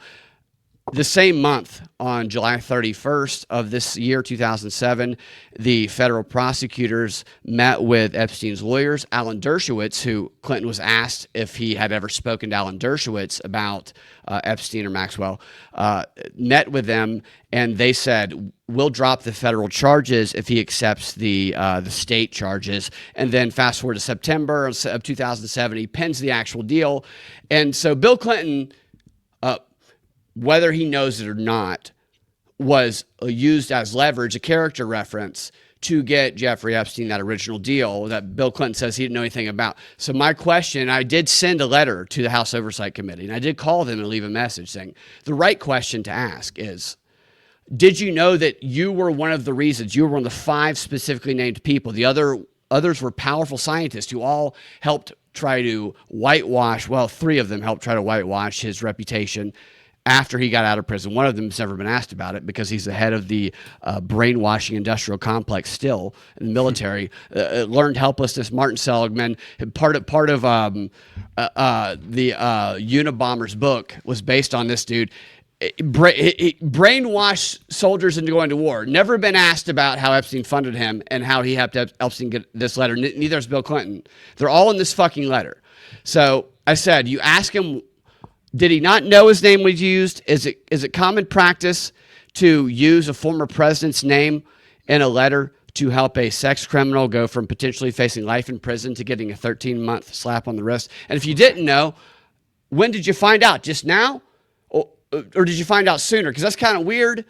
And have you spoken up and say, take that plea deal back? Because you're calling the crimes horrific, and yet there's literal court documented proof, indisputable, that you helped him get that deal. Right. And I did not hear back from the House Oversight Committee on that. Yeah, of course not.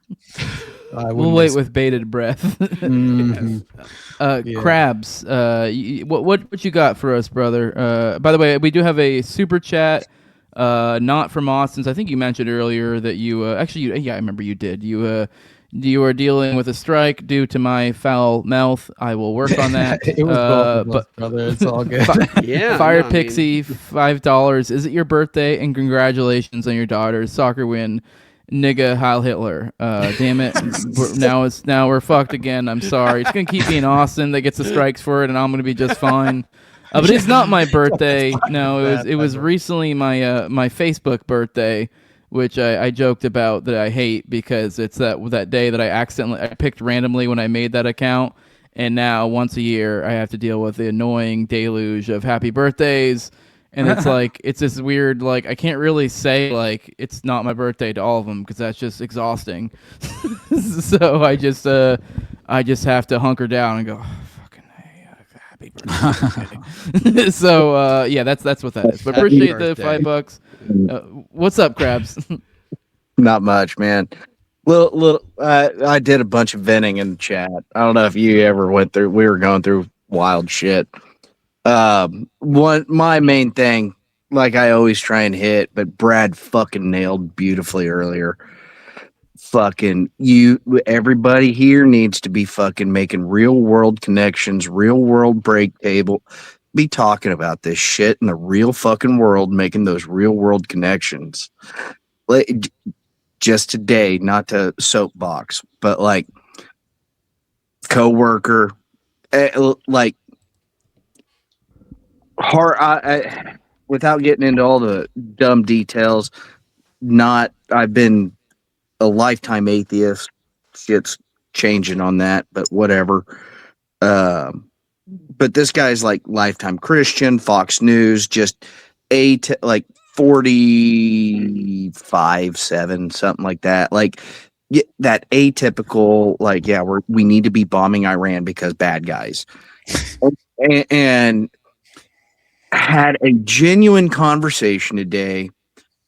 Wasn't like Trump's a fucking faggot or deep state or schizo. Just what is freedom? What is evil?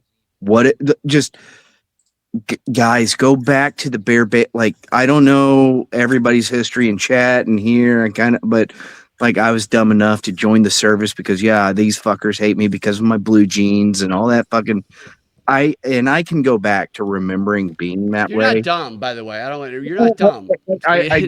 Thank you, and I'll take the thank me for my service and all that shit later. But I just mean it's not dumb. It's like they exploit our fucking mental vulnerability. So keep going. I'm sorry. Yeah. No. I appreciate that, but no, I'm also fully understanding. They've got 5,000, maybe 40,000 trillions of dollars. Fuck it. They have so many resources that you're gonna get got. Everybody's gonna get got, and not to like that. That's a great vector whenever you're having these conversations, here's how I got. Here, like you got to establish these bridges.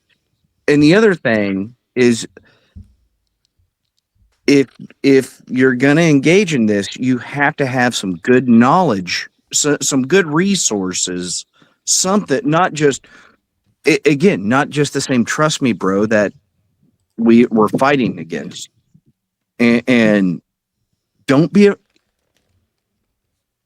again, as a lifetime atheist, follow the word of fucking Jesus, spread the fucking word, but be knowledgeable enough to be able to spread that word in a graceful manner, or like get out there, talk, spread that fucking word, guys. So this is great. Like, that's great, man. Like I like that. I like that. I'm actually tingling goosebumps with what you're saying, because that's an open-minded conversation with people that's not connected to a side, but is connected to just like learning and being willing to being changed about what you're hearing.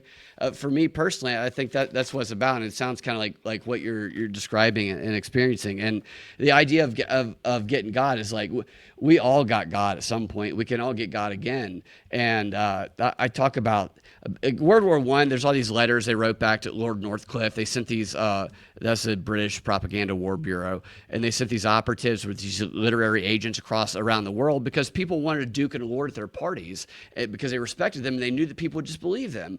And they would just write back about how gullible the intellectuals in the U.S. were, because they thought they couldn't get God. So they were the easiest to manipulate. And so like this idea that we're all above being manipulated is actually the weakness. You know, so the strength is recognizing that we do have that vulnerability. And I think that you put it very well. And you know, man, I don't know what's going on in the world at all, but like you seem very open-minded, and you're having open-minded conversations. And I think that's where it's at, man.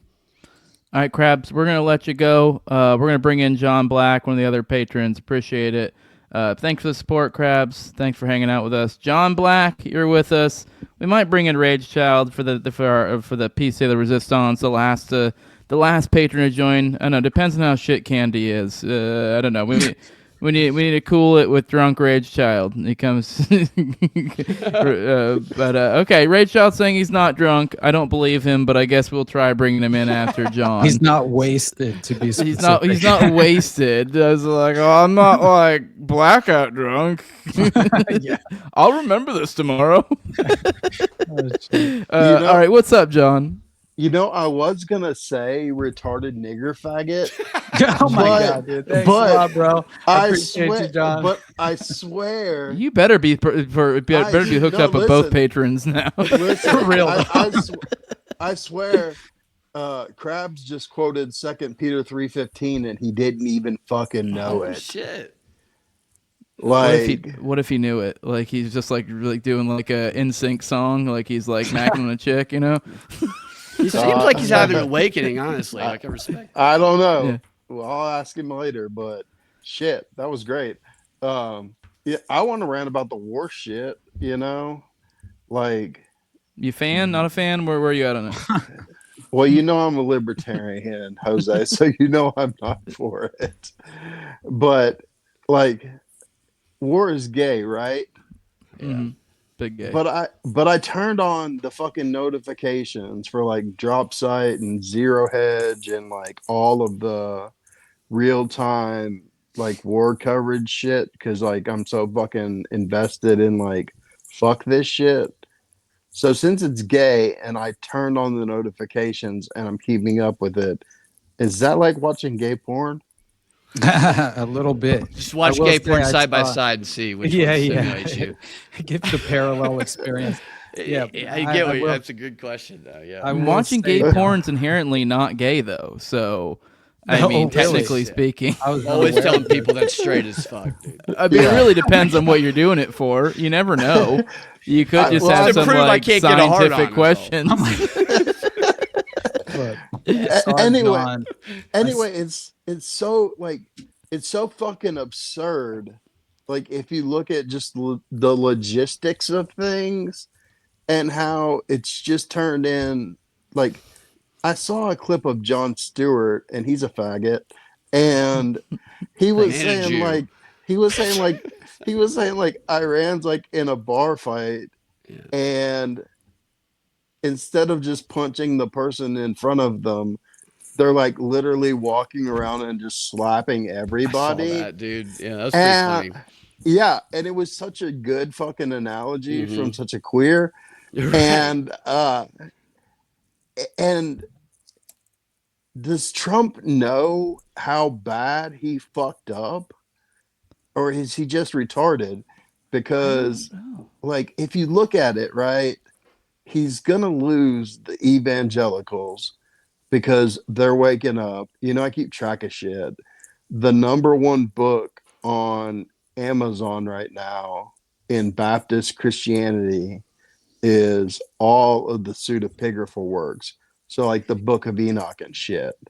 So people are out there and they're reading like intertestamental literature and they're asking questions. You know, like I go to this group that's like liberty minded neighbors or some shit. I don't know what it's called. It's just a bunch of fucking schizo old people. But this lady gave like this presentation from like the founding of the Freemasons all the way up to like Barack Obama and Big Mike, like including like all of the line of Bush, the Bushes and how they relate to Germany and Hitler. And like, I'm like, holy fucking shit, this lady's a schizo, you know?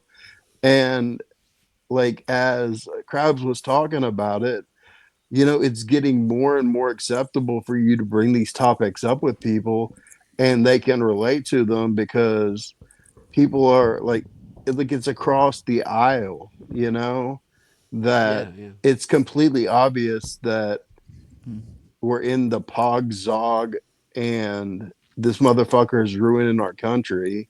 There's a goddamn website that keeps up with how much money we've spent on the war already, and it's got to be over $2 billion by now. And That's what I was actually going to reference, was that I saw your tweet earlier about the Iran cost ticker of the cost of war. Every dollar, every second counted.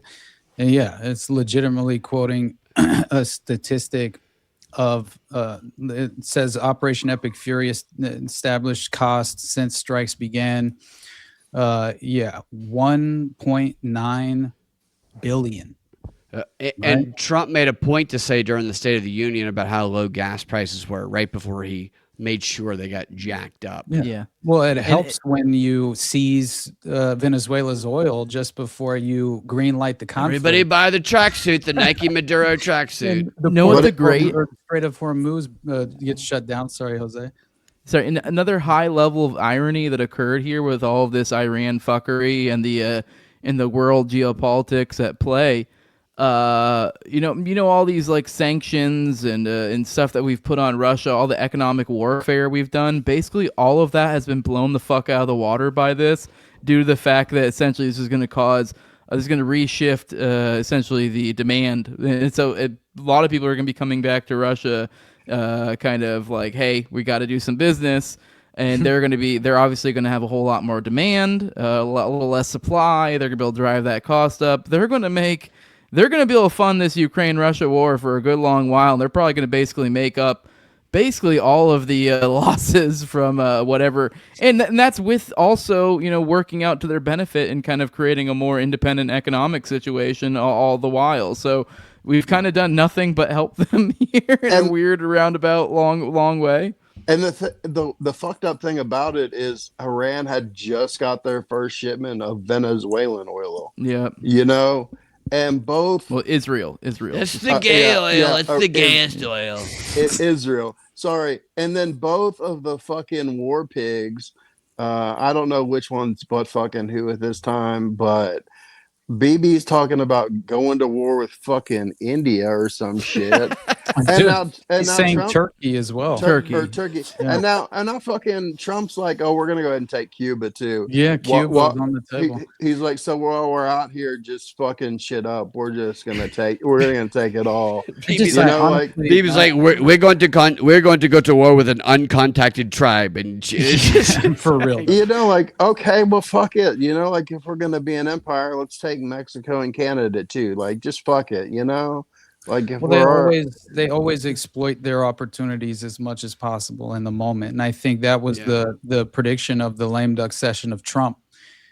Every single time a president's in their lame duck session, they fully leverage that political capital against us, right? And I think that it doesn't matter whatsoever that he might lose his base. Is he running in the next election? I mean, if he does, it's going to be against Obama. So it's right, which he probably could win legitimately. You know, probably not considering the level of criticism that has come off the back of the Epstein scandal. I think that alone would sink anyone's political ship. But at the same time, man, we have all the usual suspects coming out and basically providing their military industrial complex talking points directly from the CIA, essentially, is what they're doing. You have the Tom Cottons, you have even the Speaker of the House. You have every single person taking the opportunity. Marco Rubio. I mean, Netanyahu and Rubio are just saying this quiet part out loud at this point. They don't even care whatsoever. At the phone, they're at a phone party talking about this shit. And it's across the aisle too. You know, there's there's like a fucking those fucking reporters in Washington, the microphone in your face fuckers. Like they'll go over, to the other side of the aisle. I don't remember who it was that they got in front of, and they were like, how does the leadership of the Democratic Party feel about this? And he was like, who's the leadership of the Democratic Party? And just started dodging the fucking questions instead of saying and leveraging going, yeah, Trump fucked up. He fucked up our country by going to war. So like they're all fucking in on it, Well, that's my problem with the notion of like tying it around an individual political puppet's neck. It's not Trump's policy. This has been 47 years in the making at the very least. Like we've been attempting to, establish and achieve a regime change operation in Iran for how long? I mean, it's just since the Iran-Iraq war, when we were financing both sides of the conflict, essentially, and it was really how it came to fruition. But the point being is that this is long-standing. You look at what the White House, they published this paper whenever they announced the operation on March 1st. And it legitimately says on the White House website, you can go to this published article, which explains away to anyone who is questioning or concerned with the outcome of this conflict. They provide so many different reference points for individuals of prominence who are in support of this conflict. And it's disgusting to see. But what did they describe it as? The headline of this article on the White House just website was "Peace Through Strength." President Trump, dude. President Woodrow Trump Wilson. launched. Yeah, this is the language they're using. President Trump launches Operation Epic Fury to crush Iranian regime and nuclear threat, and this is how they provide just the sort of bare bones of the conflict in itself. Pete Because Hegseth convinced 315 this. And they didn't even like lube us up for this. Right. They just went in dry. Like I could have crafted a better like propaganda campaign for this. Well, shit. When Drunk Raid Child comes on next, he could have fucking drafted a better propaganda campaign with this. They just were like, oh yeah, I think they'll fuck around with it afterwards and just figure out what works. They're gonna be like, oh, I think Israel was going, so we're going because they're our greatest ally, and then the $7,000 hit their account and then they send it right back to Bibi. It does feel insulting being in the parapolitical world and spending so much time, because part of why I came from theory, being like, I hate the government, it all fucking sucks, it's stupid, it's gay. it's evil, and so I'm like, well, I start being like, well, what should I devote my my attention to? Maybe studying deep events and like how to understand the bare bones of them, and how to prevent this from happening in the future by like making awareness of it and yada yada. I'm like, how to see through, and now we've gotten to the point they don't even bother fucking doing it. So after all that. It's like, we'll just do it, and then we'll just fuck around with a bunch of, we'll just throw out the talk. I mean, seriously, it's like, let's just test, let's test which one works. When Israel was about to get bombed, the U.S. was about to get bombed. This is a regime. I mean, and there was like 8 different explanations, and they're just feeling out which one works. Yeah, just do it. Just do it. You see, they said Cuba. Said, we mentioned Cuba, that they're getting ready to do that. This might be the right quote. I think they said it was a unique and imminent threat.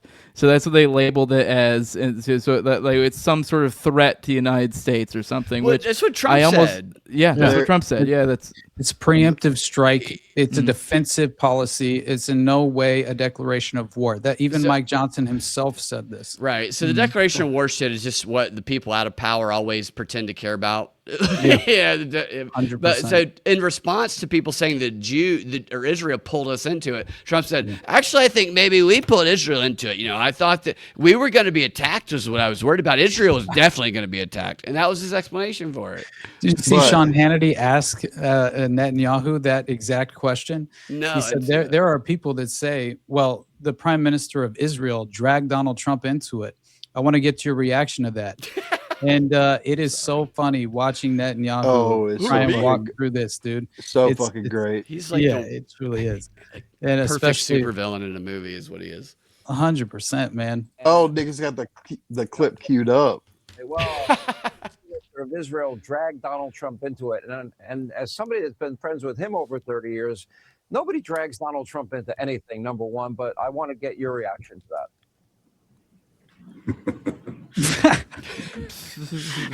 Well, you're right. That's crazy. I mean, that's ridiculous. Donald Trump is the strongest leader in the world.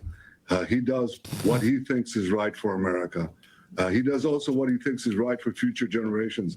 And frankly, we're partners in that effort because I've devoted my life to securing the life of the one and only Jewish state. And believe me, it's been a struggle. And I want to ask you this. That's a Pete Cooper's delight. Does he have cauliflower ear? Has he been going some MMA style? That would be interesting. That nose nigger just straight up. He just straight all right. up With said, that, John, you're out of here. You're done. You three strikes. You're out. It's about time to bring in Rage Child. Anyways, you met your nigger limit. I met my nigger's wits end with you. All right, I'm sorry. I should stop. Actually, I don't know why I'm like guarding the bag, like I'm protecting, because I felt bad because Austin got a strike, and now I'm realizing no, we're not even putting it out on your YouTube, so it's mine. It's only mine that might get the axe right now. Yeah. Oh, it's on yours too. No, okay, I get whatever. struck all the time.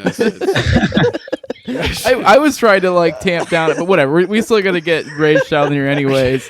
But I don't really particularly care. I just more feel bad that I fucked up Austin shit. I don't care for the occasional strike. Yeah, whatever. I get a few more. I get a few more.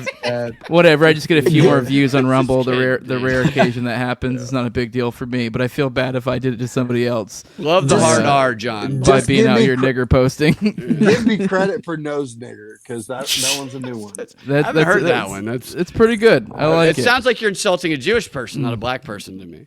Exactly. That's the point. That's why it's not racist. It's more on you if you see it as racist, really. I hope Rage Child is so fucking blitzed. Oh my god! All right, we'll see how long he sticks around. Is that the next?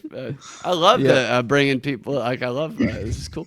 All right, see you, John Black. Appreciate you joining us. Rage, you're with us. You're our last feller. Maybe like 10 minutes or so. Are you blitzed, Rage Child? Like the accusation says. Your mic's muted. Define blitz. I can see it in your eyes. You're like looking a little downsy. You know, when you get kind of drunk, you're kind of like blank. There's less agency going on behind there. You know, there's less humanity in there. I'm just sleepy is all. Are you Samoan? I can be if you want me to. Oh my god! What's up, Rage? You got anything? Do you got anything to add? Where were we? Nose hard R. Oh Yeah. fuck. Where do I begin? Oh my God. Yeah, I was just laughing at that fucking Netanyahu shit where he's Yeah. Trump, he's the strongest leader of the world. And it's like, what the Dude. fuck? And how that's all kind of coming out. I don't know if y'all mentioned earlier about where they're like saying, I guess behind the scenes they're like talking about how like it's kind of like biblical and shit, where they're like, yeah, this is for, I Dude. guess like hyping up the soldiers and shit. Like, Yes, dude. They're gonna recruit off of Charlie Kirk's death related to that. I guarantee it. yeah, Yeah. it's funny how this is all, while it happens, you're kind of like, obviously we're all expecting certain things, and then you to see the full picture, which we still haven't seen yet, to come around. But you're like, oh my god, that's why it makes the little pieces start coming together and shit. Same with probably when you elect Biden, and then you bring in all this kind of strife, and then you're like, oh, it's just gonna be a landslide for Trump next, and then it happens. And they're like, no more wars, and here we're all with this fucking the amount of money. Like, what it's been 4 days or something, or 5 days, almost a week, probably. And Trump would say, Saturday. "See, this is no more wars. It's just a few 4 weeks wars. It's no more wars." Right. That's like how he brands shit. It's crazy. I think they only killed little segments of war. It was like the Ayatollah. It was Khomeini and then 40 other members of the leadership in the government in Iran that were legitimately executed within this operation. So I mean, we're talking, and Trump himself legitimately discusses that, claiming that all of the leaders are dead. Many of the leaders that they were actually He died like a considering. dog. He said many of the leaders we were actually considering replacing Khomeini with are dead as well, and it seems like that their intelligence. Weekend on the at ground, Bernie's Iran. I don't care. I swear. But Netanyahu, I saw this interview with him basically saying that when Iran launched the counterattacks, right, the counterstrikes on Israel, he accused Tehran of targeting innocent civilians. Netanyahu did. Yeah, I saw that too. And he makes a big fuss about it. Everyone's like, "What the fuck, dude?" Like, he says he's like the king of Netanyahu, rage bait. Yeah, he says he goes after tyrants. Netanyahu says he personally goes after tyrants, while Iran deliberately strikes civilians. He also claims that he and Donald Trump are now working together to save the world, obviously. Nobody, Netanyahu is deliberately engaging in a genocide at this very moment, and we have obviously provided too many examples of deliberate civilian casualties. Being I think just as far as maximizing those casualties and by design. But what you had mentioned about the almost religious context of the propaganda behind this conflict, it's the Huffington Post. So take it for what it is, but they basically said troops being told Trump's been anointed by Jesus to cause Armageddon in Iran. So yeah, that's hey, one of those little kids could have been a future tyrant. It's like going back in time and killing baby Hitler. Or future immigrant hockey player for the U.S. winning gold. It's funny you invoked Charlie Kirk, Brad, but I don't know if you saw what the latest on what Charlie Kirk would have said about this, because the old Charlie Kirk AI. Yeah, well, they haven't gone that far yet. They haven't. His co-host, I think. But his co-host, Blake Neff particularly. And I don't know, maybe some other guys chipped in on it, but they essentially, had a Ouija board and they're all talking to him. Well, they came to all of them in a dream, also. Martin Luther. No, but they're just reinterpreting. I think you're frozen, Jose. Yeah, he's frozen. But I think I saw that clip. I don't think I saw it, but I think they basically said that he would have supported the war. What Trump is doing, and I think the clip. Jose, go ahead. You're not frozen anymore. All right. What the fuck was I just saying? The frozen. You're talking about what TPO say, how they were characterizing what Charlie would have said.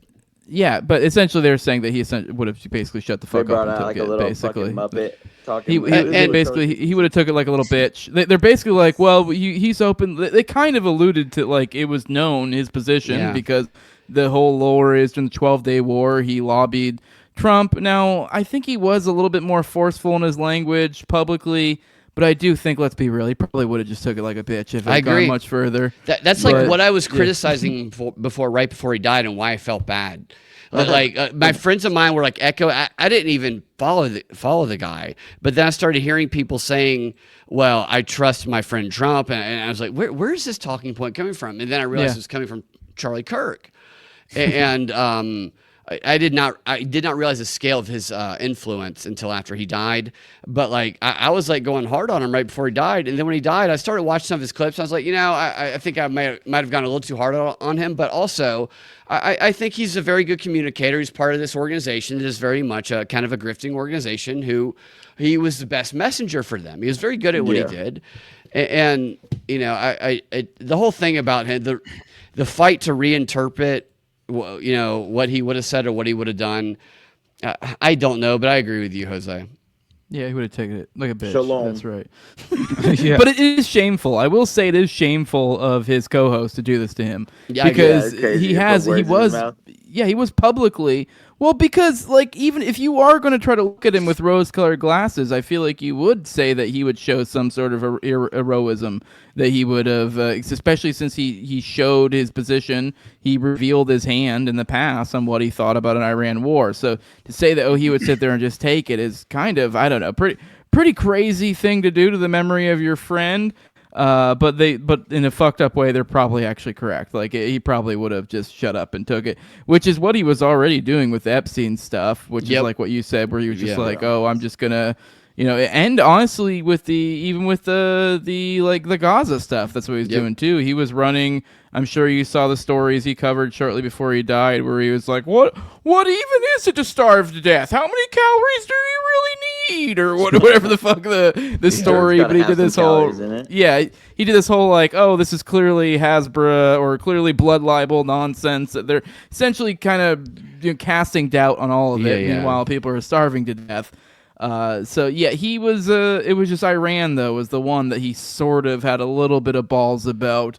But even then, I think if they really had pushed it, I don't think they even really need to kill him. I think if they, if they just maybe that one time in the 12-Day War, maybe he bucked up. But if they had just like kind of let him live and just go back through the cycle, I think this time around he probably would have said a damn word. I think he was the greatest messenger and would have continued to be. So the way that what he was doing is, and I appreciate what he's doing. Like watching him on he was very talented. There's no doubt to go out and to go on those college campuses and get those arguments. Like that's anxiety right there. That's a lot of preparation. That's one of the things with Candace. Like he doesn't have to prep. He would never. Yeah. I've done so many stand-up and improv shows. Like I'm always anxious before them, and you're always trying to prep to be ready. There's no doubt he would have been prepping to try and do the best when he's starting a new tour, and he was very good at it. But what he seemed to be good at to me was recognizing what the tea leaves were and hitting them head on for the purpose of helping those who he supported better message. And they might not have always listened to them, but he did question things very well, but I honestly didn't see him very much wavering in where he was when it comes to support of Israel. What's the over-under on Jeffrey Epstein's prostate? Did he have one or did he not? He had the greatest prostate. Because they said he got it removed in the autopsy. Said really? Because he got, what does he call, like a prostatectomy. And why would someone do that? For sex reasons? It was something in the emails. I saw it on the Jimmy Dore show. That's crazy, dude. And it said mentioned because someone emailed them was like, "Hey, so I'm just like not verbatim, but they're like, hey, so you have a lot of testosterone, but without a prostate, you need a lot of Viagra, something like that." Dude, he had low T apparently at the end. That's interesting. Yeah. And then in the autopsy, it was like saying that his prostate, like it mentioned his prostate in the autopsy. And which is a crazy thing to do in an autopsy, I guess. It claims it was intact in the autopsy. Really? Yeah, and his balls were like. That's such a. So I never would have thought that search term, prostate. For real. It is. So I was looking up the proton mail thing, and I didn't intend to stumble into the dildo discussion, but this all like showed up with it, and dude, the dude. All these emails that came to him would be from like girls, and they'd be like, "Hey, what should I do better next time?" He'd be like, "Get get a bigger dildo and a better butt plug were like his answers. And I was like, gee, I mean, that was like a common answer that he gave frequently. And then one time there was an email that a girl sent to him. And so he replied to this girl and he goes, look, I come back to my place and there's dildos and butt plugs all over. You didn't even clean up all the, like everywhere there's dildos and butt plugs. Dishwasher safe. Put 'em in Yeah, the clean it up. It's just Did any of you guys ever like go through a phase where you were like a little bit of a player back in the day and like you'd have multiple chicks you'd be texting and you just kind of, you weren't even really interacting with them like human beings. You would just maybe have like stock, like go-to talking points that like whenever you're in a certain, whenever you're in a certain like tree, of whatever thing she said, like a troubleshooting tree for whatever a lady said. Maybe that's just like what it is. He almost has it like copy and paste. The answer is ready to go. Just like another get a bigger dildo and a better butt plug. That's just crazy. like the go-to. And then there's the list of things the FBI took from one of his houses, and it's like dildo, butt plug, dildo, computer, butt plug, dildo, sex swing, computer, dildo, butt plug, Bluetooth butt plug. Computer butt plug. Dentist chair. Epstein's prostate apparently is attached to the body substitution theory. Have you heard of this? No, dude. Okay, so this goes deeper than we realized. Yeah, man, let's right? So there's this email exchange that Rage mentioned where Epstein suggests he may have lacked a prostate because in the exchange he confirmed that one can have high testosterone and still need Viagra if they do not have a prostate. The autopsy report contradicted the email. Allegedly noted Epstein had an intact prostate. The inconsistency fueled speculation. Now here's where it goes interesting. Tony Rodham connection. So there have been allegations that Tony Rodham. I hardly know him. Yeah, well, Hillary Rodham Clinton. Yeah, well, that's because it's the brother of Hillary Clinton. And he died shortly before Epstein. And people are alleging that his body may have been substituted for Epstein's, and that this theory is based on perceived similarities in appearance, alleged discrepancies in medical records, and it would be some sort of detailed justification for why there's a discrepancy with the prostate. So that's obviously. They also got emails about body doubles and shit. Yeah. By the way, I do need to get to bed, so you guys can keep going if you want, but we probably do need to wrap it to an end. I just realized what time it is. Rage Child, we're going to kick you the fuck out of here. Appreciate you, Good brother. to talk to you, weren't- Rage Child. Enjoyed Good to it. meet Enjoyed you. it, Big man. fan. Good to see you, too. Thank you for not dropping an N-bomb, even though you are shit canned, so that's still cool. got a chance. And you actually didn't come off that drunk, so that's cool. So Yeah, we I actually had a seem good good. conversation. I believe in Appreciate it, myself. brother. Yeah, I believe in you too, brother. Come back again some other time. We'll see you on the next one. I guess we can do plugs. Brad, where can people find you at? At Freedom Act Radio on X, you can find all my links in bio. No feet pics. YouTube.com/Brad Binkley, Rumble.com, Prop Report, and Instagram Propaganda Report. And I do the show with Austin and Sam on Patreon.com/Propaganda Report and PropReport. Locals.propreport. Whatever. You guys can figure it out. Propaganda Report podcast. Subscribe to it is all. But thanks for having me on, guys. I enjoyed it. Jose, it was good to talk to you, man. It was a lot of fun. I hope I didn't run my mouth too much. Good to see you. No, you're fine. Fun time. Awesome. Man, I really wanted to cover the Kanakuk camp story. It's so fucking bad, dude. Yeah, I laid the groundwork. You know, I think it's very important. There's a clip I'll have to show you guys next week because it's fascinating. Please don't let me actually end the show until I get that done because otherwise I'll lose my fucking mind.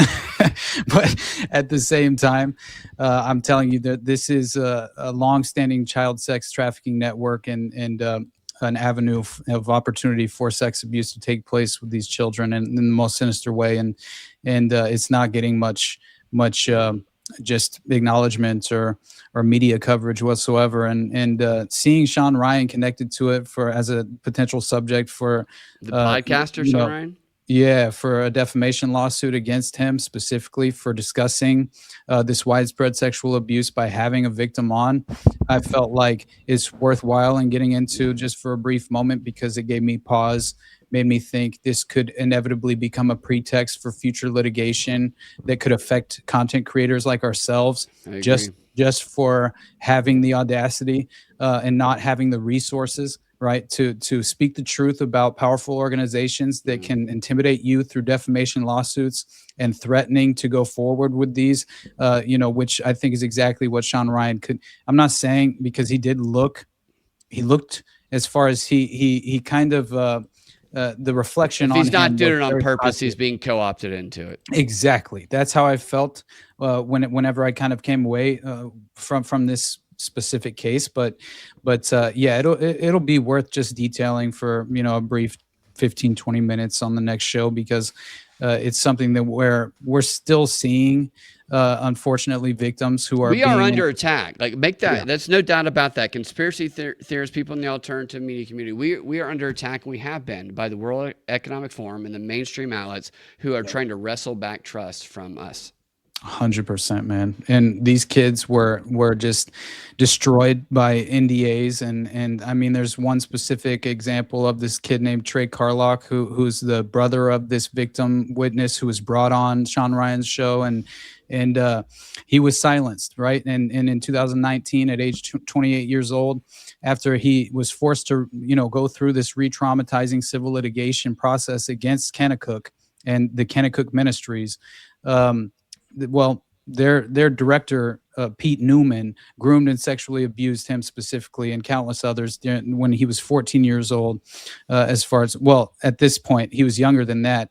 It was during a 14-year tenure with Pete Newman where this took place, and it was obviously this popular Christian sports camp based in Branson, Missouri. But yeah, the point being, and I'll leave it at this, was that the kid was required to file civil litigation by the age of 23. And this is due to Texas civil statutes of limitations for child sexual abuse cases. And so this all happened at the time his abuse became known through a criminal investigation. But anyway, so he was forced, and many others, into settlements as John Doe's.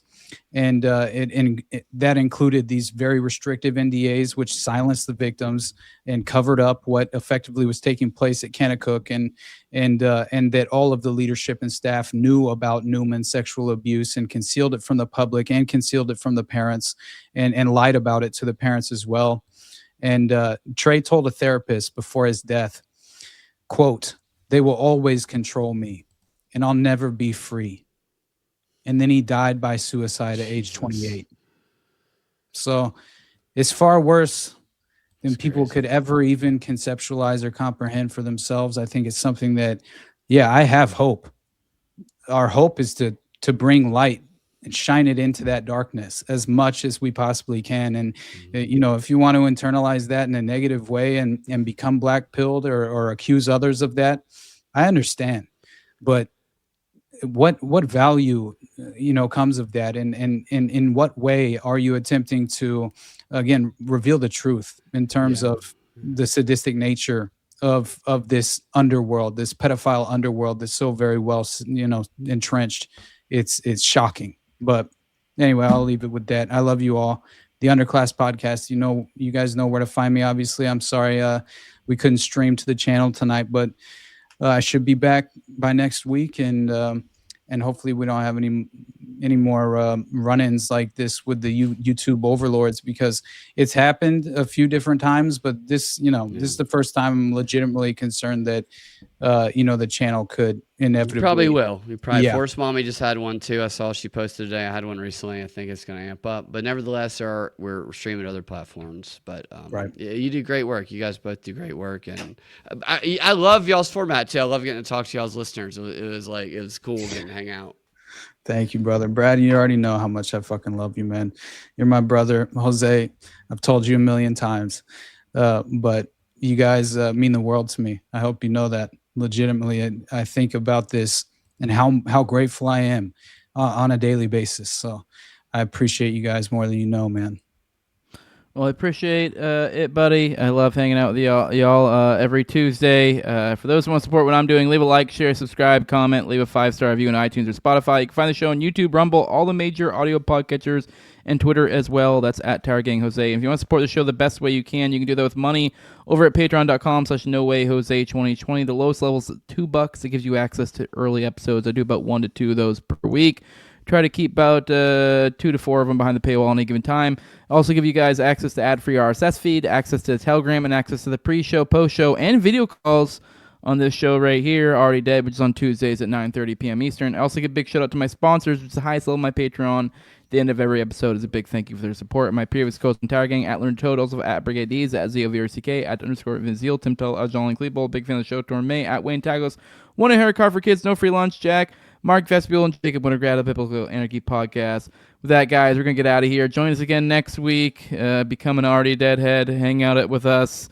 Call in. We'll have the phone lines back next week when we have Jacob with us again, because we're too retarded to figure out how to run those. But appreciate you all. And for the times when they are down, give us money. Give me or Austin $2, and you can join in. You can join in with the video calls in the second half of the show. But with that, we're out of here. I gotta go to bed. It's past my bedtime. Love you all. Bye bye.